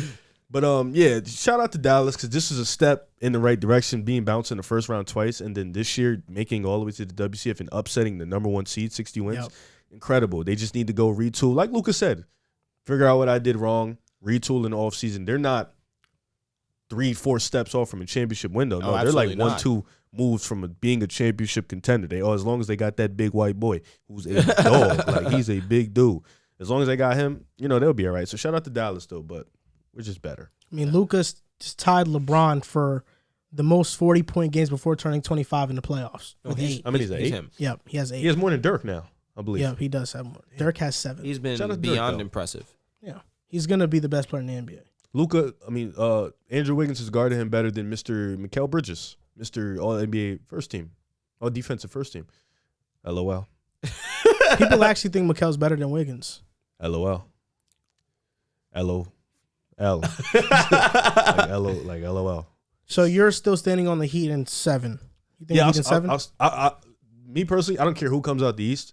We can beat either. Miami's a little easier because we're going to just pick on Tyler Herro all day. Gabe Vincent, too little. When you throw Dwayne Dedmon in there, if you better not play him either. But I think I still got Miami in 7. I think Boston would be the funner series. But either team is battle tested. Spo's an elite coach. That's a tough test battling with him. So, but I still got Heat in 7, Warriors in 5. I still got Warriors Celtics finals. That'd be a great one. Yep, I still got that. Game 4, Boston Celtics starts in an hour. Let's go. Boston. I think we all had Boston winning tonight. Yeah, I think so too. Yeah. I mean, I'm sure I just didn't have to repeat my finals prediction because it should just be common Dallas knowledge. and Boston? Come on now. Boston and the Warriors. We were actually when the Western Conference and the Eastern Conference started, we had a 14% chance to make the finals, and we were the 4th lowest odds. From when? When it was about to start, before game 1. Dallas had a 19% chance to make the finals. Really? I don't know why people were so low on the Warriors all year. I didn't get it. Because we were hurt and losing. That's I what it really was. didn't get it. You know what Nick Wright said? The Dallas Mavericks were 3-1 against us in the regular season, but Draymond didn't play none of those games. Yeah. And Steph missed 1, and Klay missed like 2. It was really weird because all the teams we beat were 3-1 against us in the regular season. Literally, Denver spanked us 3 times, Memphis spanked us 3 times, and Dallas spanked us 3 times. And if we play Boston 1-1 and we play Miami, we dog-walked them twice. Are you trying to group me in that low on Golden State? I'm asking. No, like Okay, everybody's yeah. just low on Golden State. No, I don't I'm know with why. you. Yeah. Yeah, because I've been high on them since the offseason. It's more hate. Like, even I know you hate them, but you don't use that towards your analysis. You still respect that they're like an elite team. And I feel Most like, of that was just legit. They hate the shit out of the I was going Warriors. to say, and you could literally direct that towards me as well because Golden State's nowhere Well, your near hate my is favorites. weird because Kevin Durant's gone. No, I don't hate them. That's why I don't hate them that's what I'm anymore. saying. Like, There's nothing to your hate. hate was really just directed towards that man. Correct. Yeah. So And it's now like- he's not having success, so Oh, wait. all winning. Yeah, talk about it. Come on. What? Oh, snap. Low key, we did skip that. Yeah, Well, we can I was save gonna that for another show. I was gonna save it for the last topic just because it was gonna segue perfectly. Oh, really? Yeah, We can save it for the next show. yeah. I want to save it for the next show because I Yeah. feel like that's more of an off-season topic. Okay, yeah, if they win, we could bring that back. I like how we're just keeping the audience and like, what are Yeah. they talking about? I was about to cook. We'll Katie. save it for the next. I was about to cook, Katie. Like, We'll once save I- it for the next Once I show. remembered, I was about to cook, Katie. Yeah. Okay, Yeah. well, I could wait. This is going to do it for episode 181 of the Pick a Side Podcast. You can follow us on Instagram and TikTok at Pick a Side Podcast, on Twitter at Pick a Side Pod. Buy merch, some nice hoodies or shirts at pickasidepodcast.com. And don't forget to rate and review our podcast on Apple Podcasts or Spotify.